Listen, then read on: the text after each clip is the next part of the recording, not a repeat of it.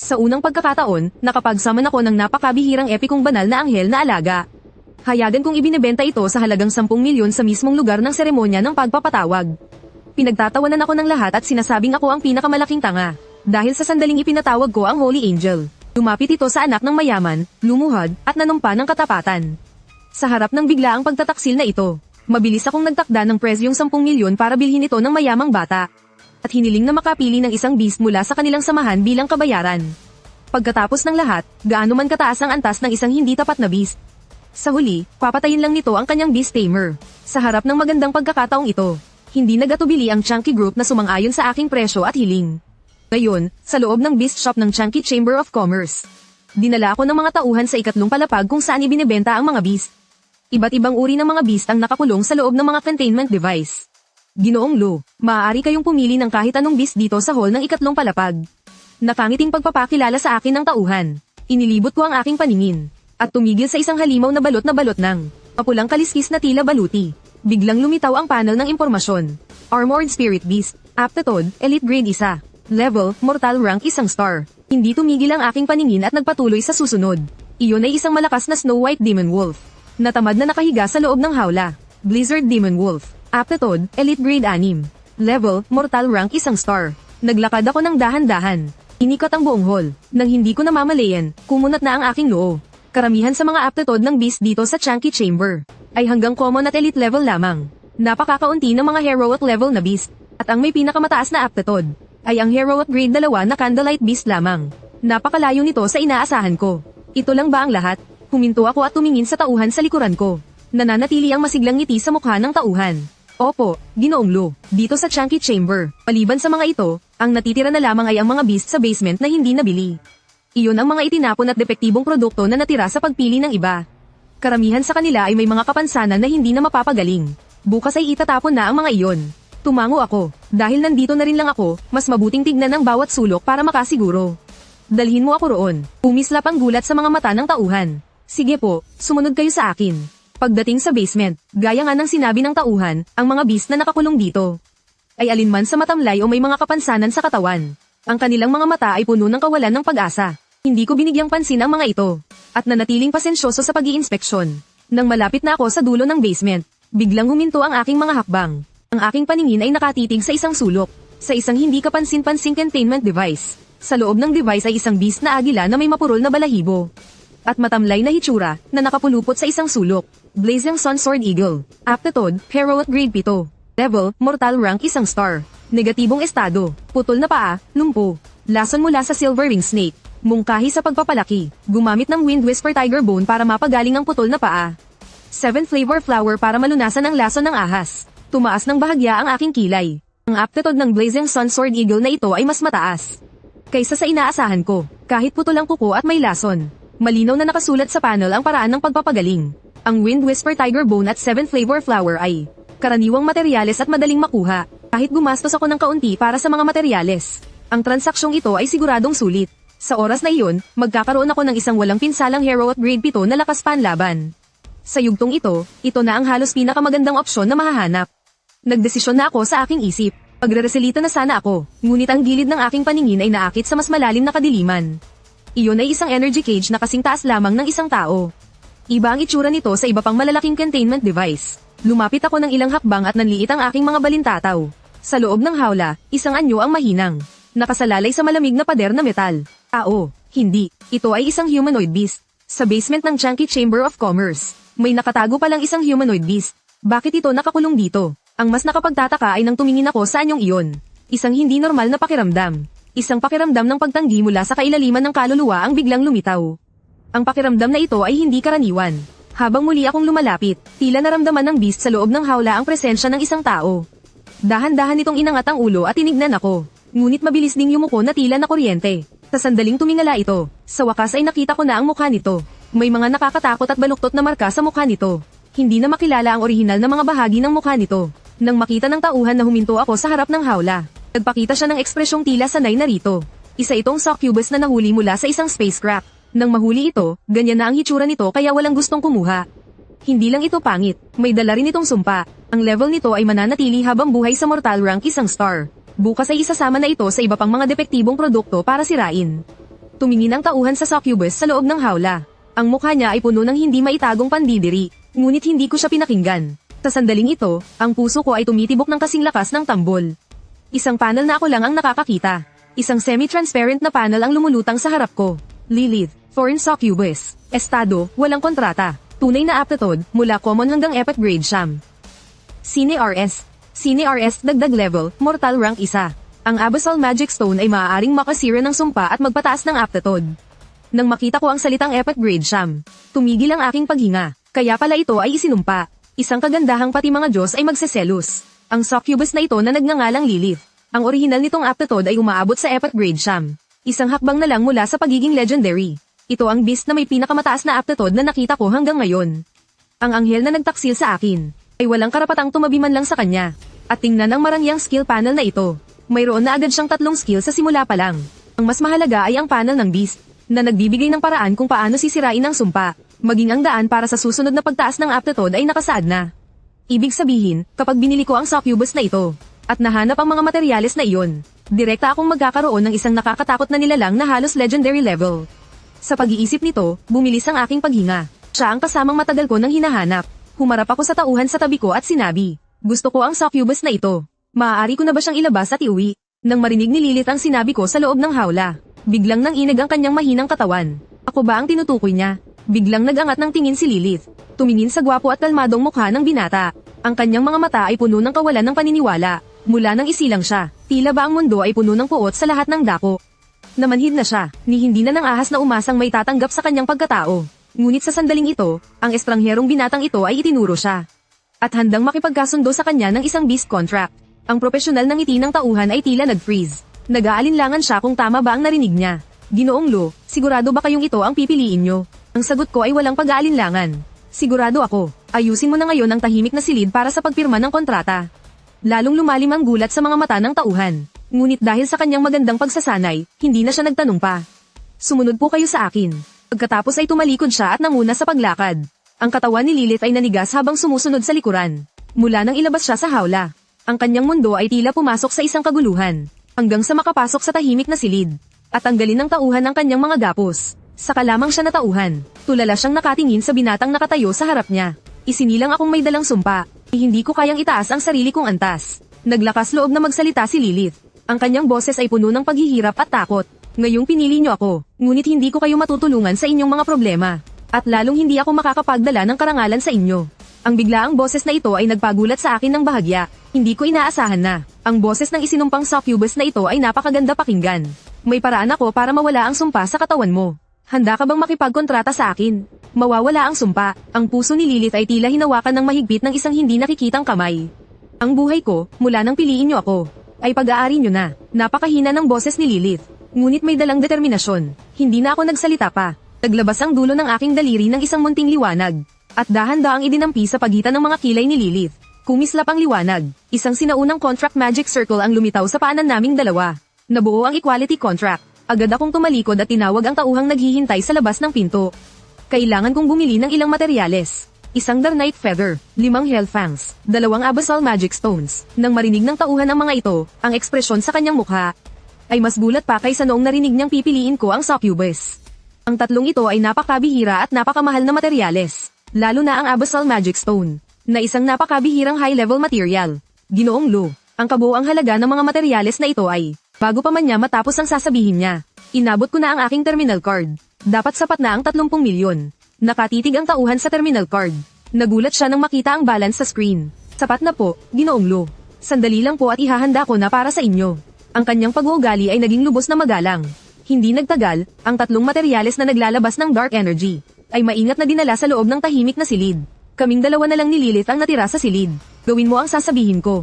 Unahin mong ay absorb ang balahibong ito.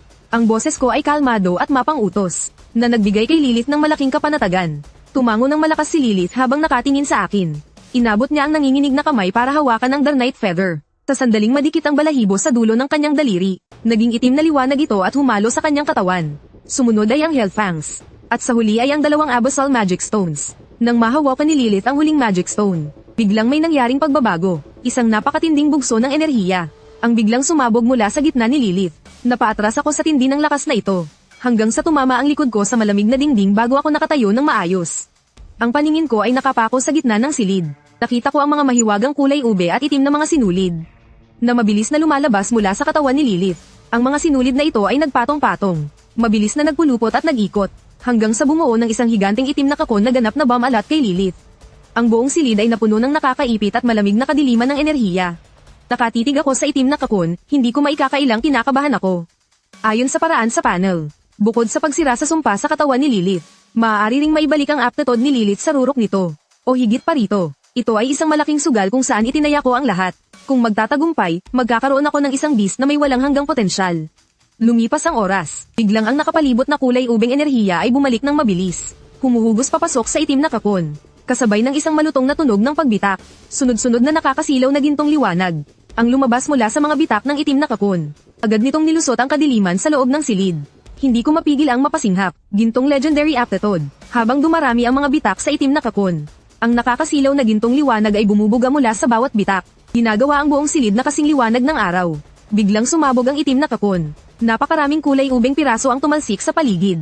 Ngunit naging purong energy particles na lang ito sa hangin. Ang gintong liwanag ay hindi nagtagal. Mabilis itong naglaho pabalik, pinalitan ito ng isang mas malalim at mas makapal na kulay ube at itim na enerhiya. Isang hindi nakikitang bugso ng enerhiya ang lumusot sa bubong. At sa huli ay nagtago sa kawalan. Lin Wo. Kasabay nito, sa tuktok ng gusali ng munisipyo, ang mayor na si Lin Wo ay nakaupo sa kanyang malawak na mesa. Sinusuri ang ulat ng mga resulta ng pagpapatawag ng mga estudyante sa seremonya ng lahat ng high school sa lungsod ngayong taon. Sa susunod na segundo, biglang tumayo si Lin Wo. Mabilis siyang naglakad sa harap ng malaking floor-to-ceiling window at tumingin ng matala sa direksyon ng silangan ng lungsod. Kani-kanina lang, naramdaman niya ang isang nakakatakot na aura na mabilis na naglaho. Ang enerhiyang taglay nito ay kasing lalim ng karagatan na nagpabagabag sa kanyang isipan ng matagal. Halika kayo rito, bahagyang sumigaw si Lin Wo. Agad na bumukas ang pinto ng opisina. Isang lalaking nakauniforme ang mabilis na pumasok. Mayor, ano po ang utos nyo? Abisuhan agad ang City Defense Bureau. Seryoso ang boses ni Lin Wo. Subaybayan ng mabuti ang silangang bahagi ng lungsod. Suriin ang lahat ng abnormal na sitwasyon, lalo na kung may mga palatandaan ng pagbubukas ng spacecraft. Agad na tumalima ang nasasakupan at mabilis na umalis. Si Lin Wo na lang ang natira sa opisina. Ang kanyang mukha ay sobrang dilim na tila papatak na ang ulan. Ang enerhiyang nagdulot ng ganoong reaksyon ay mayroon lamang tatlong posibilidad. Una, may bagong hindi alam na crack na lumitaw sa malapit. Pangalawa, may isang nakakatakot na nilalang na monarch level ang dumating. Pangatlo, may isang beast na may legendary aptitude ang isinilang. Isang monarch level na malakas na tao. Iyon ay isang figure na binibigyang halaga sa buong bansang Yanwang. Ang bawat kilos nila ay binabantayan ng husto. Mula nang italaga siya sa Lin Yuan 10 taon na ang nakakaraan. Hindi pa siya nakakakita ng legendary beast sa isang maliit hanggang katamtamang lungsod tulad ng Lin Yuan. Maging ang epic level na beast ay napakahirap ng matagpuan. Pagdating naman sa legendary level, hindi ito maunawaan ni Lin Wo. Kaya binuksan na lang niya ang hindi pa natatapos na ulat. Sa sandaling ito, sa loob ng tahimik na silid, nang ang huling bahagi ng enerhiya ay ganap na naglaho, ang hangin ay binalot ng isang kakaibang katahimikan. Ang aking paningin ay nakapako sa harap. Ang tibok ng aking puso ay tila lumalakas sa gitna ng katahimikan. Nawala ang liwanag. Isang anyo ang tahimik na nakatayo sa harap ko. Kahit na 2 buhay na ang naranasan ko, ang aking katatagan ay nadurog sa sandaling ito. Ang magandang anyo sa harap ko ay nagpaalala sa akin ng isang salita. Kamangha-mangha, ang mga peklat ng tinik na dating bumabalot sa buong katawan ni Lilith. Ngayon ay naglaho ng walang bakas. Pinalitan ito ng makinis at maputing balat na tila mamahaling jade. Nasuot siya ng isang hapit na kulay ubing mahabang damit na nagpapakita ng kanyang napakagandang hubog ng katawan. Ang kanyang mahaba at itim na buhok ay nakalaylay na tila talon. Ang 2 manipis na sungay sa gilid ng kanyang ulo ay sumisimbolo sa kanyang pagiging isang demonyo. Sa mukhang iyon na napakaganda at hindi tila mula sa mundong ito. Ang mga matang tila cat's eye ay tahimik na nakatitig sa akin. Ang bawat sulyap niya ay puno ng likas na pang-akit. Sa kanyang likuran, isang pares ng malaki at marangyang kulay ubeng pakpak ng paru-paro ang dahan-daang humahampas. Sa bawat pagpag ay may lumalabas na kumukutitap na mga pulbos. Nagpapakita ng isang misteryoso at kakaibang ganda. Ito ay napakalayo sa dati niyang pangit at matamlay na hitsura. Ang mas nagpabilis ng tibok ng puso ko ay matapos ang transformasyon. Ang panel ni Lilith ay nakaranas ng isang malaking pagbabago. Lilith, Night Witch. Aptitude, Legendary Grade 1. Level, Mortal Rank 1 star. Evernight Orb, mungkahi sa pagpapalaki, Dream Crystal. Gumamit ng Evernight Orb. Evernight Gram, tubig mula sa Hellspring, Crystal. Ang Nightmare Crystal ay maaaring magpataas ng aptitude ng beast na ito. Nakatitig ako sa nakakasilaw na Legendary Grade 1 sa panel. Dahan-dahan kong inilabas ang hangin mula sa aking dibdib. Halos 30 milyong pusta. Para sa isang beast na may legendary aptitude. Ang transaksyong ito ay sobrang laki ng kinita. Habang tulala pa ako sa panel, kumilos si Lilith. Tahimik siyang lumapit sa harap ko. Isang bango ang pumasok sa aking ilong. Ang mga matang iyon na nakakaakit ay nakatitig ng malalim sa akin. Tila ba gusto niyang itatak ang aking anyo sa kailaliman ng kanyang kaluluwa. Sa susunod na sandali, inabot niya ang kanyang daliri na kasing puti ng jade. At dahan-daang idinampi sa pagitan ng sarili niyang mga kilay. Isang hibla ng enerhiya na may kakaibang kulay pula at ube. Ang hinawakan niya sa pagitan ng kanyang mga daliri, sa ilalim ng aking nagtatakang tingin. Dinampi ni Lilith ang kulay pula at ubeng iyon. Nang dahan-dahan sa pagitan ng aking mga kilay. Kasunod nito, isang misteryosong koneksyon, ang lumitaw sa aking isipan. Iyon ay isang pakiramdam ng ganap at hindi matatanggihang kontrol. Tila ba sa isang isip ko lang ay maaari ko ng pagpasyahan ang buhay at kamatayan ni Lilith. Nagulat ako ng husto, at agad na tumingin sa panel. Nakita ko sa status bar. Ang equality contract na pinirmahan ko kanina kay Lilith, ay naging isang slave contract nang hindi ko namamalayan. Nagulat ang aking buong pagkatao. Hindi ko maintindihan kung bakit niya ito ginawa.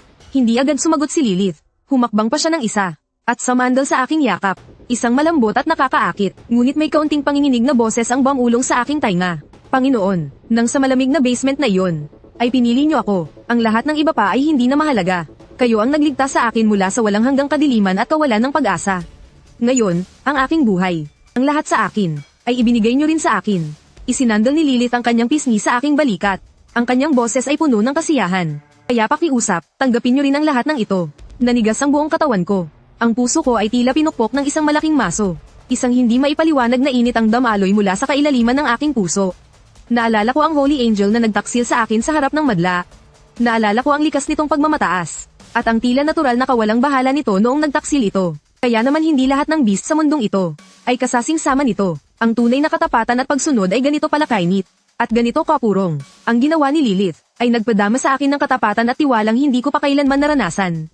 Ang ganap na tiwalang ito at ang mabigat na damdamin ay nagpakilos sa aking damdamin. Dahan-dahan kong itinaas ang aking kamay at ipinatong sa likod ni Lilith. Naramdaman ni Lilith ang aking tugon at mas hinigpitan pa ang yakap sa akin. Panginoon, mula ngayon, hahawiin ko ang lahat ng tinik para sa inyo. At lilinisin ang lahat ng hadlang. Tiningnan ko ang napakagandang mukha sa aking yakap.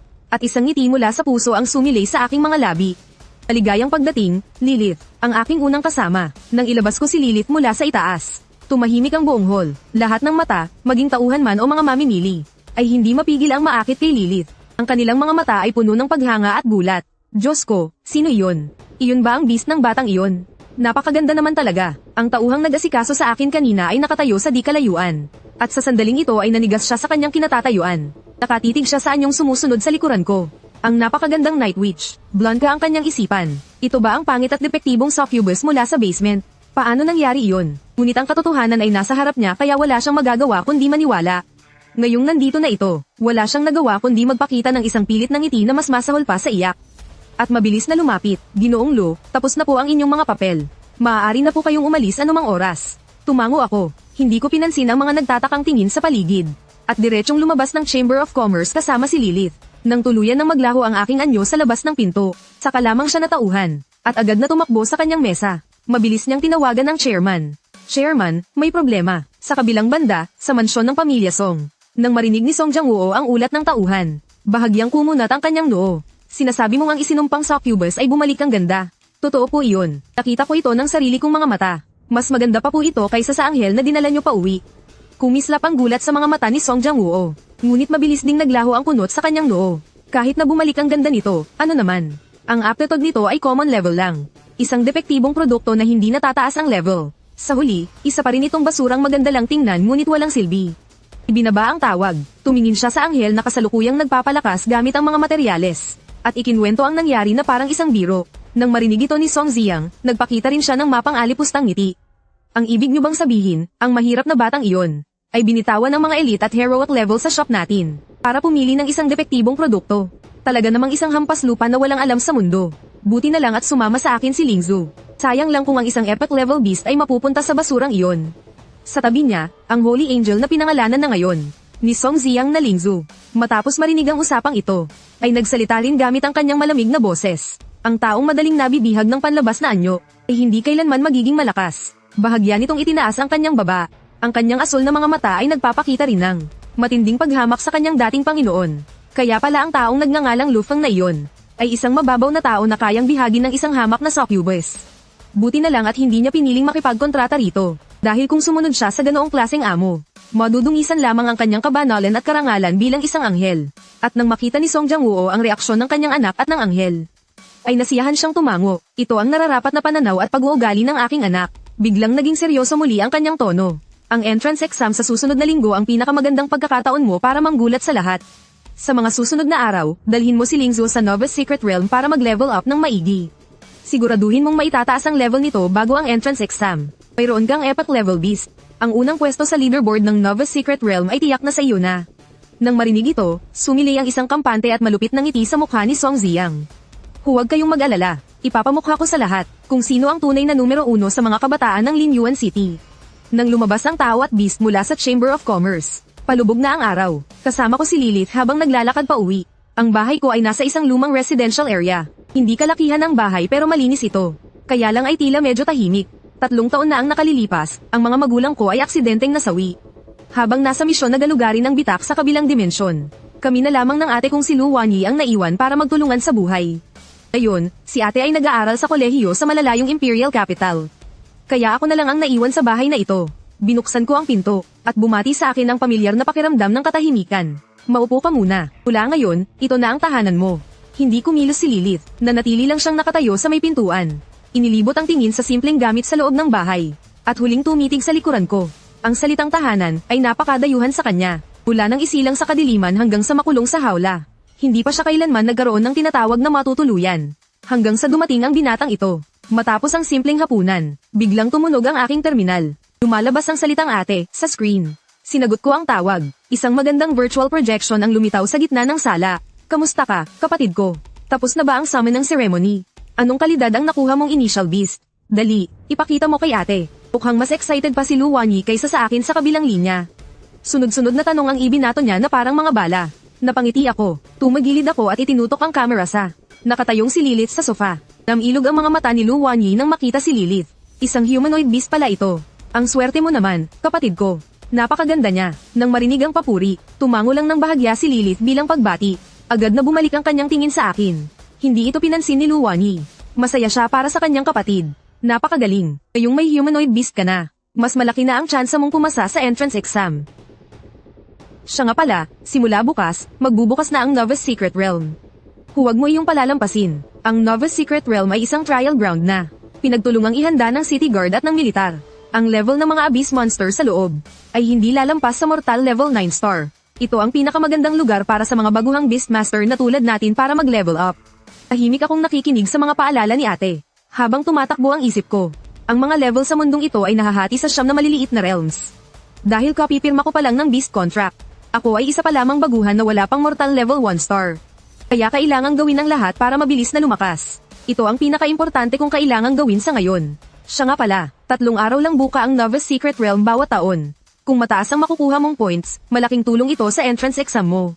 Ngunit habang pumapatay ng mga monster para sa points, protektahan mo rin ang sarili mo, maliwanag. Nakita ko ang pag-aalala sa mga mata ni ate sa projection. Seryoso akong tumango, alam ko ang mga impormasyong ito. Huwag kang mag-alala, ate. Alam ko ang ginagawa ko. Nag-usap pa kami ng kaunti bago ko pinutol ang tawag. Kinabukasan ng umaga, sinama ko si Lilith papunta sa Novice Secret Realm entrance na nasa gilid ng lungsod. Ang dambuhalang space portal ay puno na agad ng mga tao. Libo-libong mga estudyante nakakakuha pa lang ng kanilang initial beast ang nagtipon-tipon dito. Karamihan sa mga baguhan ay piniling maggrupo-grupo para mas mataas ang tsansang mabuhay at mas maging epektibo sa loob. At nang lumitaw ako kasama si Lilith, agad kaming naging sentro ng atensyon. Ang mahiwaga at eleganteng purple-black na bestida ni Lilith, na itinambal sa napakagandang mukha na nakakaakit sa lahat, ay kumuha sa atensyon ng halos lahat ng kalalakihan doon. Sa isang saglit, samot-saring imbitasyon ang dumating sa akin. Sir, paali naman po kami sa team nyo. May hero at level healer kami sa team. Hindi ko pinansin ang mga imbitasyong ito. Wala talaga akong balak makipaggrupo kahit kanino. Nang magsisimula na akong pumila kasama si Lilith para pumasok sa portal. Isang mapang insultong boses ang narinig mula sa likuran. Hindi ba't siya yung ano? Anong pangalan niya ulit? Nakita ko si Song Ziyang na pinalilibutan ng maraming tao. Habang kasama ang Holy Angel na diretsong naglalakad palapit sa akin. Sa sandaling ito, ang pakpak ng anghel ay napakalinaw at mapagmataas ang ekspresyon. Ang tingin nito sa akin ay puno ng matinding paghamak. At ang mga mata ni Song Ziyang ay tumigil saglit kay Lilith, na may halong pagkamangha at inggit, ngunit mabilis itong napalitan ng matinding pangungutya. Huwag kayong pauto sa kanya. Inilakas ni Song Ziang ang kanyang boses, at sumigaw sa mga tao sa paligid. Huwag kayong titingin sa kagandahan ng beast na nasa tabi niya. Sa totoo lang, isa lamang itong depektibong produkto na itatapon na sana. Ng aming Apocalypse Chamber of Commerce. Common level lang ang aptitude nito. At hinding-hindi natataas ang level kailanman. Maganda lang tingnan pero walang silbi. Nagkaroon ng bulong-bulungan sa buong paligid matapos ang sinabi niya. Ang mga taong kanina lang ay masayang nag-iimbita sa akin. Ay biglang nagbago ang tingin sa akin. Puro forma lang pala pero wala namang ibubuga.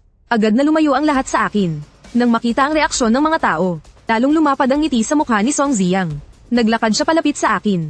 At tila nagmamalaking tinapak ang pakpak ng Holy Angel sa tabi niya. Nakita niyo ba? Ito ang dapat na taglay na beast ng isang tunay na henyo.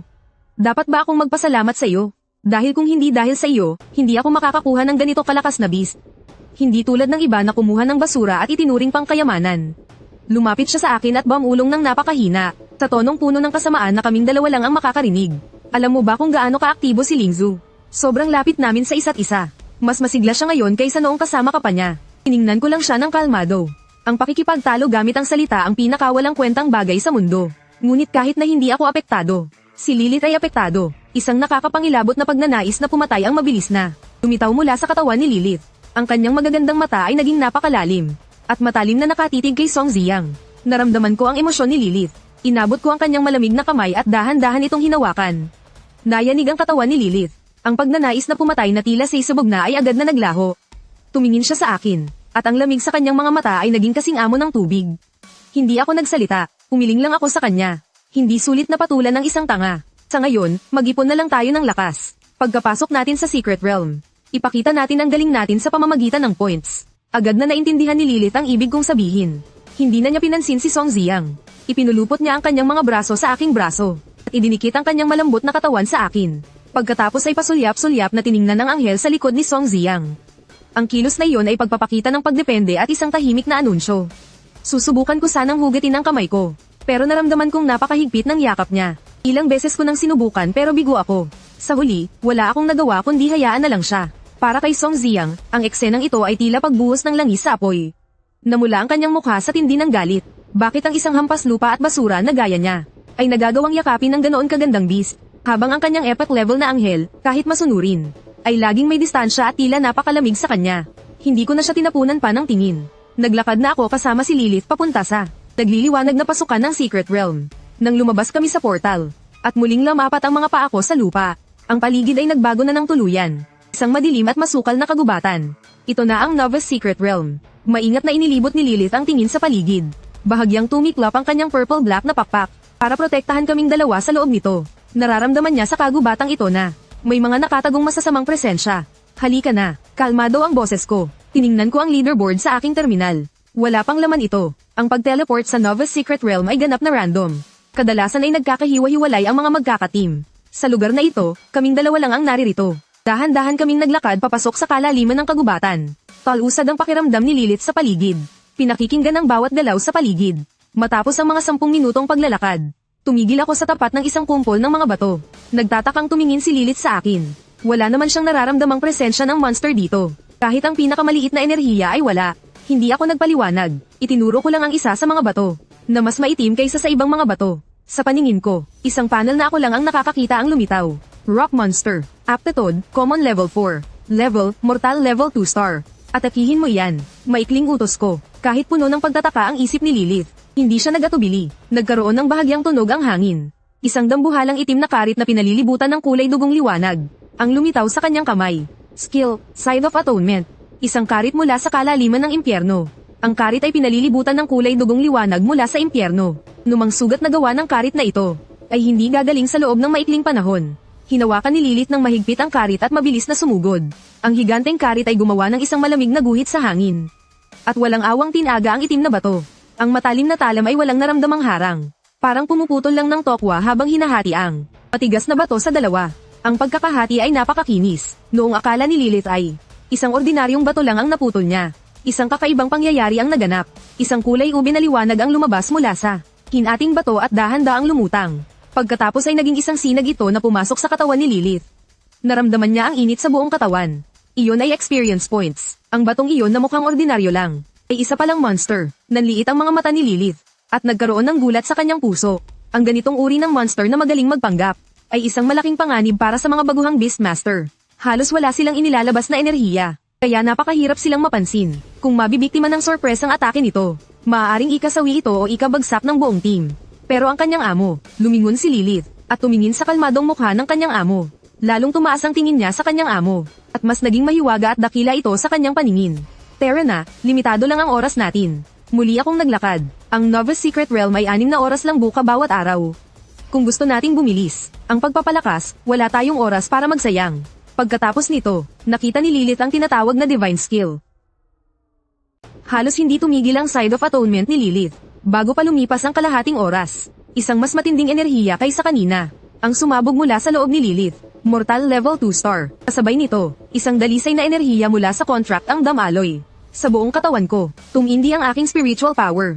At lumakas din ang aking katawan at mga pandama. Binuksan ko ang panel ni Lilith. Lilith, Night Witch. Level, Mortal Level 2 Star. Status, Normal. Lakas, 55. Status, Normal. Bilis, 58. Status, Normal. Stamina, 52. Status, Normal. Talino, 65. Nagulat ako nang makita ang nakapangingilabot na statistics na ito. Dapat mong malaman na ang 2 Star Rock Monster kanina ay may pinakamataas na stamina na 16 points lang. Pero si Lilith, sa parehong level, ay may statistics na higit sa 3 beses sa kanya. Ito ang nakakatakot na parte ng Legendary Level Aptitude. Mabilis na lumipas ang oras. Makalipas ang 3 oras, nagbago na ng malaki ang itsura ng Secret Realm. Ang mga puno sa paligid ay mas naging malaki, at ang enerhiya sa hangin ay mas naging matindi at mabangis. Nasa gitnang bahagi na kami ng Secret Realm. Sa paglalakbay namin, higit 70 monster na ang napatay ni Lilith. Ang points ko ay tumaas na rin sa itaas na bahagi ng leaderboard. Amo, may malakas na presensya sa harapan. Biglang tumigil si Lilith, at naging seryoso ang kanyang ekspresyon. Nakita ko na rin sa panel na, sa isang malapit na latian, nakatira doon ang isang Shadow Giant Python. Aptitude, Elite Level 9. Level, Mortal Level 7 Star. Isang 7 Star Elite Monster. Ito ang pinakamataas na level ng monster na nakaharap namin simula nang pumasok kami. Ang ganitong kalaking monster para sa mga baguhang Beastmaster ay halos hindi mapapantayan. Kaya mo bang talunin? Tiningnan ko si Lilith. Walang bahid ng takot sa napakagandang mukha ni Lilith. Sa halip, inilabas niya ang kanyang dila, at dahan-daang din ilaan ang kanyang mapulang labi. Isang karangalan para sa akin ang alisin ang mga hadlang para sa aking amo. Pagkatapos niyang magsalita, bigla siyang naglaho sa kinalalagyan niya. Sa susunod na segundo, lumitaw na siya sa gilid ng latian na ilang 10 metro ang layo. Sa loob ng latian, isang dambuhalang ahas na kasinlaki ng timba ang katawan at nababalot ng madilim na berdeng kaliskis ang biglang nagangat ng ulo. Ang kanyang mapupulang mata ay nakatitig kay Lilith. Ibinuka nito ang kanyang malaking bibig, at nagbuga ng maitim na berdeng lason, na parang isang high-pressure water gun. Anumang madaanan nito ay natutunaw at naglalabas ng usok. Ngunit ang anyo ni Lilith ay parang isang anino, na madaling naiwasan ng atake ng dambuhalang ahas. Ikinumpas niya ang kanyang kamay, at ilang mga baging na may mga tinik at nagliliwanag ng kulay ube ang lumabas mula sa hangin sa kanyang likuran. Parang isang lambat na binalot ang dambuhalang katawan ng Shadow Giant Python. Ang mga tinik sa baging ay bumaon ng malalim sa laman ng ahas. Skill, Thorns of Agony. Anumang mabiktima o matusok nito ay makararanas ng matinding pagdurugo, lason, at iba pang masasamang epekto. Naglabas ng tunog ng sakit ang ahas. Nagpupumiglas ito ng husto pero hindi ito makawala. Hindi na malayan kung kailan. Lumitaw si Lilith sa itaas ng ulo ng ahas. Itaas niya ang kanyang Side of Atonement, at ang kanyang mga mata ay napakalamig. Ang itim na karit ay bumaba ng may puwersang kayang pumutol ng kahit ano. Isang malaking ulo ng ahas ang tumalsik sa hangin. Umiikot-ikot ang ulo nito sa hangin bago bumagsak ng malakas sa latian. Ang dambuhalang katawan ng ahas na wala ng ulo ay nangisay pa ng kaunti, bago ito tuluyang nawala ng buhay. Isang malaking kumpol ng enerhiya ang lumabas mula sa katawan ng ahas, at pumasok lahat sa katawan ni Lilith. Muling tumaas ang antas ng lakas ni Lilith. Ang malakas na enerhiya ay kumalat sa buong paligid. Mortal Level 6 Star. Kasabay nito, isang mas dalisay na enerhiya ang damaloy sa katawan ko. Malino kong nararamdaman na, ang spiritual power at lakas ng katawan ko ay tumaas na naman sa panibagong antas. Tiningnan ko ang points ko sa terminal. Umabot na ito sa 25,000. Ako na ang nasa unang pwesto sa leaderboard. Pero hindi pa ito sapat. Ang points para sa akin ay palamuti lang. Ang pag-level up ang pinakamahalaga. Pumunta pa tayo sa mas malalim. Hindi na ako nagtagal pa, at isinama ko si Lilith para magpatuloy sa ibang bahagi ng Secret Realm. Sa kabilang banda, sa malawak na damuhan sa kalaliman ng Secret Realm, nagtatago si Song Ziyang sa likod ng malalaking bato, at nagliliwanag ang kanyang mga mata habang nakatingin sa isang malaking kuweba. Sa bakanan ng kuweba, isang leon na kasing laki ng bundok, na nababalot ng kulay pula at itim na balahibo, ay kasalukuyang mahimbing na natutulog. Bloodthirsty Mad Lion. Aptitude, Elite Level 9. Level, Mortal Level 7 Star. At sa likuran ng liyong iyon, sa kalaliman ng kuweba, may ilang halaman na naglalabas ng mahinang pulang liwanag, na sumasayaw sa hangin, Blood Essence Flower, at 3 pa ang naroon. Bumilis ang paghinga ni Song Ziyang, at puno ng kasakiman ang kanyang mga mata. Blood Essence Flower, isang uri ng halaman na kayang magpataas ng malaki, sa lakas ng mga beast na nasa ibaba ng mortal level. Napakamahal nito at mahirap hanapin. Lingzo, kunin mo ang mga bulaklak na iyon para sa akin. Bulong ni Song Ziyang, sa Holy Angel sa tabi niya. Nagkaroon ng pag-aalinlangan sa mga asul na mata ng Holy Angel. Nararamdaman niya ang nakatatakot na lakas sa loob ng liyong iyon. Kapag nagising ito, hindi maganda ang mangyayari. Dali na, ano ang kinatatakutan mo? Nang makita ang pag-aalinlangan nito, lumitaw ang inis at galit sa mukha ni Song Ziyang. Isa kang epic level na anghel. Takot ka ba sa isang elite level na hayop? Huwag mong kakalimutan kung sino ang nagligtas sa iyo. Mula sa basurang iyon, naglalakas loob ka bang hindi sumunod sa utos ko? Nanggatal ang mga pakpak ng Holy Angel. At sa huli ay sumuko rin ito. Itinago nito ang lahat ng kanyang banal na enerhiya. At dahan-daang pumasok sa kuweba na parang isang puting anino. Kabado namang naghihintay si Song Ziyang sa labas. At mabilis ang tibok ng kanyang puso. Makalipas ang ilang segundo, lumabas muli ang Holy Angel. Nakuha na niya ang 3 Blood Essence Flower. Tuwang-tuwa si Song Ziyang. Ngunit noong aalis na sana sila ng tahimik, isang hindi inaasahang pangyayari ang naganap. Isang nakatutulig na dagandong ang umalingaw-ngaw sa buong damuhan. Nagising ang Bloodthirsty Mad Lion. Ang kanyang mga mata ay nakatitig kina Song Ziyang at sa anghel. Ang matinding pagnanais na pumatay ay naramdaman sa buong paligid. Nagalit ito ng husto dahil ninakaw ang kanyang kayamanan. Dali, ilayo mo ako rito. Natatakot na sumigaw si Song Ziyang. Agad siyang binuhat ng Holy Angel sa balikat, at mabilis na lumipad palayo. Habang lumilipad sila na parang isang sinag ng liwanag, naglabas ng galit na ungol ang Bloodthirsty Mad Lion. At mabilis na humabol sa kanila. Bilisan mo pa, paabyutan na tayo. Nararamdaman ni Song Ziyang ang papalapit na panganib sa kanyang likuran. Namumutla siya sa takot, at patuloy na sumisigaw. Ginagawa na ng Holy Angel ang lahat ng kanyang makakaya para bumilis.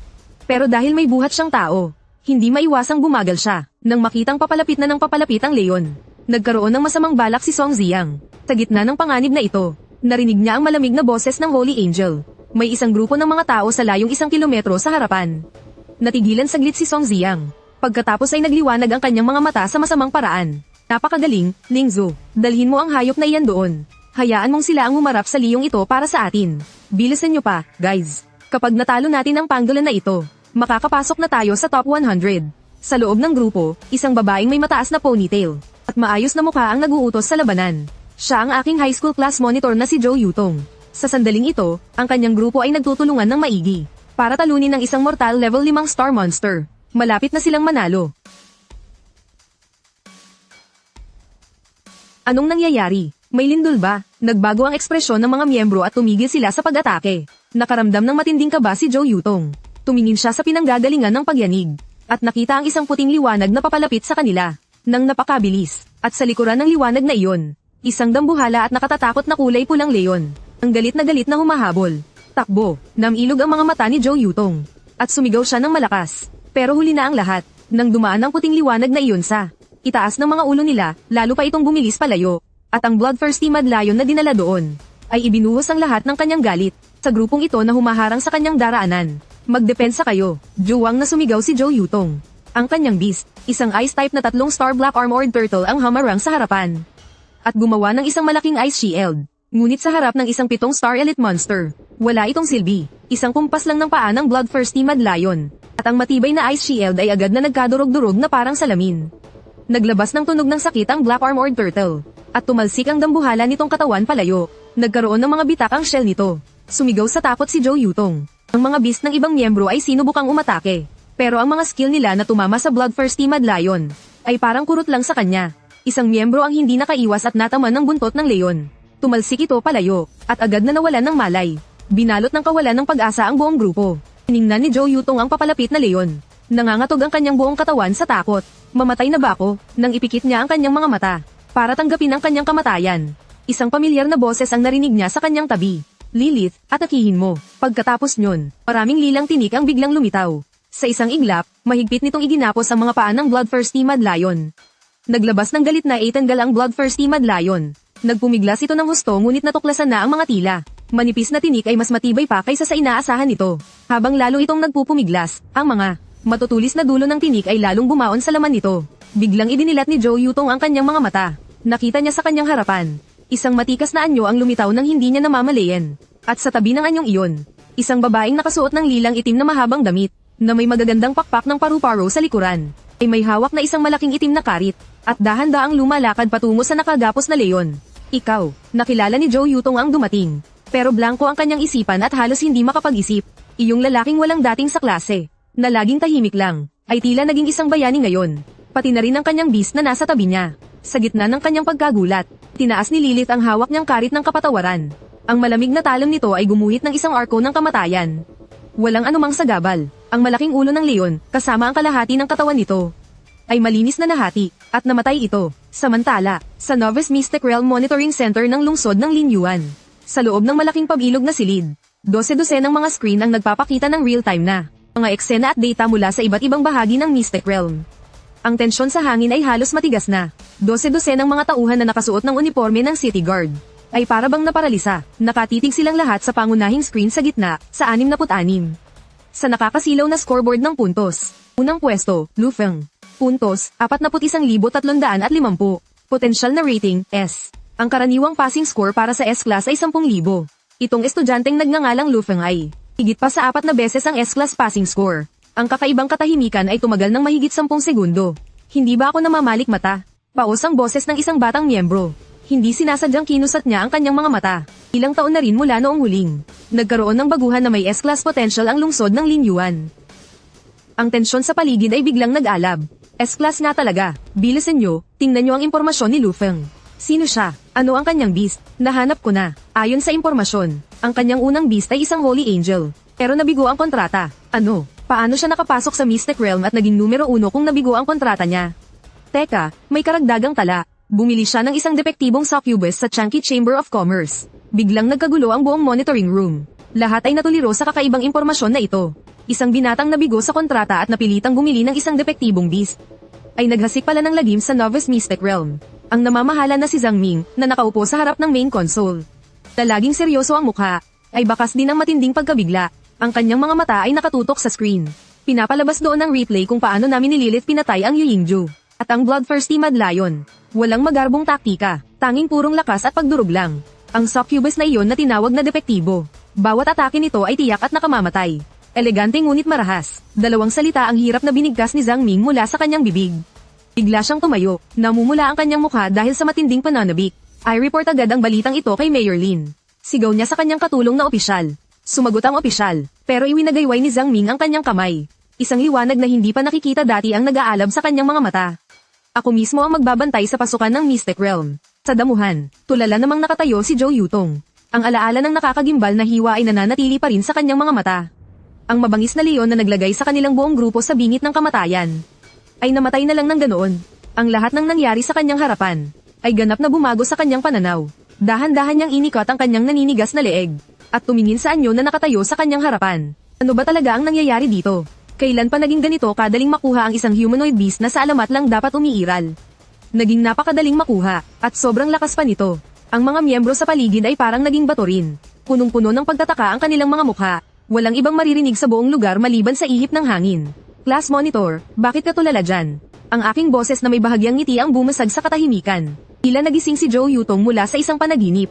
Sa wakas ay natauhan na siya mula sa matinding pagkabigla. Agad na namula ang kanyang mga pisngi. Hindi siya mapakali. Lu Feng, salamat sa pagligtas sa amin. Ang kanyang boses ay puno ng taus-pusong pasasalamat. Salamat, Boss Lu, sa pagligtas ng aming buhay. Boss, ikaw ang aming Diyos. Ang ibang mga miyembro ay nagsimula na ring magsalita. Sabay-sabay silang nagpasalamat sa akin. Iwinagayway ko ang aking kamay, hindi ito pinapansin. Ang aking mga mata ay nakatuon kay Joe Yutong. Paano niyo nakalaban ang ganyang kalaking halimaw? Nang marinig ang tanong na iyon, agad na lumitaw sa mukha ni Joe Yutong ang galit at takot. Hindi rin namin alam. Galit niyang ipinaliwanag. Kinakalaban namin ang isang pangolin. Nang bigla na lang dinala ang leon na iyon dito. May nakita akong anino ng tao sa langit. Sinasadya niyang dalhin ang leon sa direksyon namin. Nang abala na kami sa leon, tumakas na ang taong iyon. Napakasama, parang isang anghel. Dagdag ng isang miyembro sa tabi. Biglang natigilan si Joe Yutong sa pagsasalita. Tila may naisip siya. Maingat niyang itinaas ang kanyang ulo at tumingin sa akin. Alam ng buong paaralan na ang beast ni Song Ziyang ay ang Holy Angel na inagaw mula sa akin. Kalmado ang aking mga mata. Ngunit ang mga nakakakilala sa akin ay marahil makikita sa malalalim na mga matang iyon. Ang isang kumislap na lamig. Para lang makatakas, si Song Ziyang ay hindi nagatubiling idamay ang mga inosenteng kaklase. Ang ganitong kasuklam-suklam at walang hiyang gawain ay talagang nakakagalit. Hindi ko na ipinagpatuloy ang usapang iyon. Sa halip, tiningnan ko ang mga miyembro na nag-aasikaso sa mga nasugatan. Palubha ang mga sugat ninyo. Nasa malalim na bahagi tayo ng Mystic Realm. Mas mabuting bumalik muna kayo sa panlabas na lugar. Tumango si Joe Yutong. Alam din niya na sa kasalukuyan nilang kalagayan. Ang pananatili sa mas malalim na lugar ay parang pagpapakamatay na. Aalis na kami kaagad. Tumingin siya sa akin. Paano naman kayo? Ngumiti ako. Tumingin ako sa countdown sa aking terminal. Maaga pa. Gusto pa naming pumasok sa mas malalim na bahagi. Nang marinig ito, bahagyang bamuka ang bibig ni Joe Yutong. May gusto siyang sabihin. Kung gayon, mag-iingat kayo. Tumango ako bilang pamamaalam. Hindi na ako nagtagal. Kasama si Lilith, naglakad kami patungo sa hindi pa kilalang lugar sa mas malalim na bahagi ng Mystic Realm.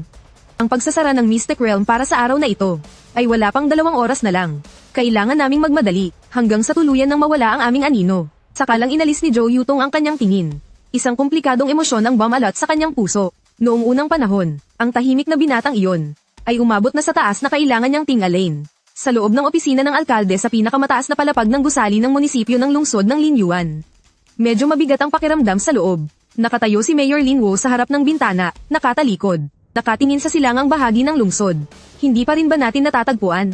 Mahina at may pagod ang kanyang boses. Sa kanyang likuran, si Zhang Dong, hepe ng City Guard ng lungsod ng Linyuan, ay seryosong umiling. Mayor, matapos lumitaw ang pagbabago ng enerhiya kagabi, agad naming sinuyod ang buong silangang bahagi ng lungsod. Walang natagpo ang anumang bagong bitak sa ibang espasyo. Wala ring tala ng sinumang mataas na antas na eksperto na pumasok sa lungsod. Puno rin ng pagkalito ang tono ni Zhang Dong. Ang enerhiyang iyon ay kasing lalim ng karagatan. Ngunit bigla na lang naglaho. Para bang isang ilusyon lang. Pero bilang isang eksperto sa antas langit, imposible para kay Lin Wo na magkamali ng pakiramdam. Nanatiling tahimik si Lin Wo. Kumikinang sa pag-iisip ang kanyang matalas na mga mata. Ang hindi alam ang siyang pinaka-nakakabahala. Tumalikod siya at muling umupo sa kanyang malaking mesa. Kalimutan na natin iyon. Manatili na lang tayong alerto. Kamusta na ang sitwasyon sa Mystic Realm? Mayroon bang mahuhusay na baguhan ngayong taon? Nang mabanggit ito, medyo lumuwag ang ekspresyon ni Zhang Dong. Pero may bahid ng panghihinayang sa kanyang mukha. Sa ngayon, ang may pinakamagandang resulta ay ang anak ng pamilyang Song, si Song Ziyang. Mahigit 6,000 ang kanyang puntos. Ang kanyang beast ay isang epic level na Holy Angel. Ang kanyang potensyal na rating ay umabot na sa A-class. Ang A-class na rating ay maituturing ng pinakamataas sa mga nakaraang taon. Ngunit pagkatapos marinig ito ni Lin Wo, nagpakawala lang siya ng halos hindi marinig na buntong hininga. Matagal nang walang tunay na henyo ang lumalabas sa lungsod ng Linyuan. 3 taon na ang nakalipas, sa wakas ay may isang estudyanteng may S-class potential. Ngunit inagaw ito ng Imperial University na parang isang kayamanan. Iyon din ang isa sa iilang magagandang nagawa niya sa mga nagdaang taon. Ngunit pagkatapos noon, wala nang sorpresa. Ang kinabukasan ng isang lungsod ay nakasalalay pa rin sa mga kabataang ito. Kung walang bagong henyo na darating, ang lungsod ng Linyuan ay lalong may iwan sa kompetisyon sa mga kalapit na lungsod. Habang muling bumabalot ang katahimikan sa opisina, biglang bumukas ang pinto ng opisina. Isang anyo ang humahangos na pumasok. Ang dumating ay ang namamahala sa Novice Mystic Realm Monitoring Center, si Zhang Ming. Malalim siyang humihinga. Ang kanyang mukha ay pinaghalong pananabik, pagkabigla, at matinding kagalakan. Matandang Zhang, anong nangyari sa'yo? Nang makita ni Zhang Dong ang kanyang di pangkaraniwang itsura, hindi niya maiwasang kumunat ang noo. Tumingin din si Lin Wo sa kanyang laging kalmadong tauhan. Huwag kang magmadali, dahan-dahan lang. Anong nangyari? Sinusubukang pakalmayan ang kanyang pusong kumakabog na parang tambol. Mayor, ang salitang iyon ay parang isang kulog. Si Lin Wo na dating nakasandal sa upuan ay biglang umupo ng tuwid. Anong sabi mo? Sigurado ka bang hindi ka nagkakamali ng tingin? Mariing tumango si Zhang Ming. Ipinakita niya ang data mula sa kanyang terminal. Nanginginig ang kanyang mga kamay dahil sa pananabik. Iniharap niya ito sa 2 pinuno. Totoong-totoo po, nakita ko ito mismo. Itong estudyanteng nagngangalang Lu Feng. Ang kanyang puntos ay lumampas na sa 40,000. Potential na rating, S. Sa unang pagkakataong nakita ko ang data, agad akong tumakbo rito para i-report sa inyo. Nakatitig si Lin Wo sa screen. Pati ang kanyang paghinga ay huminto.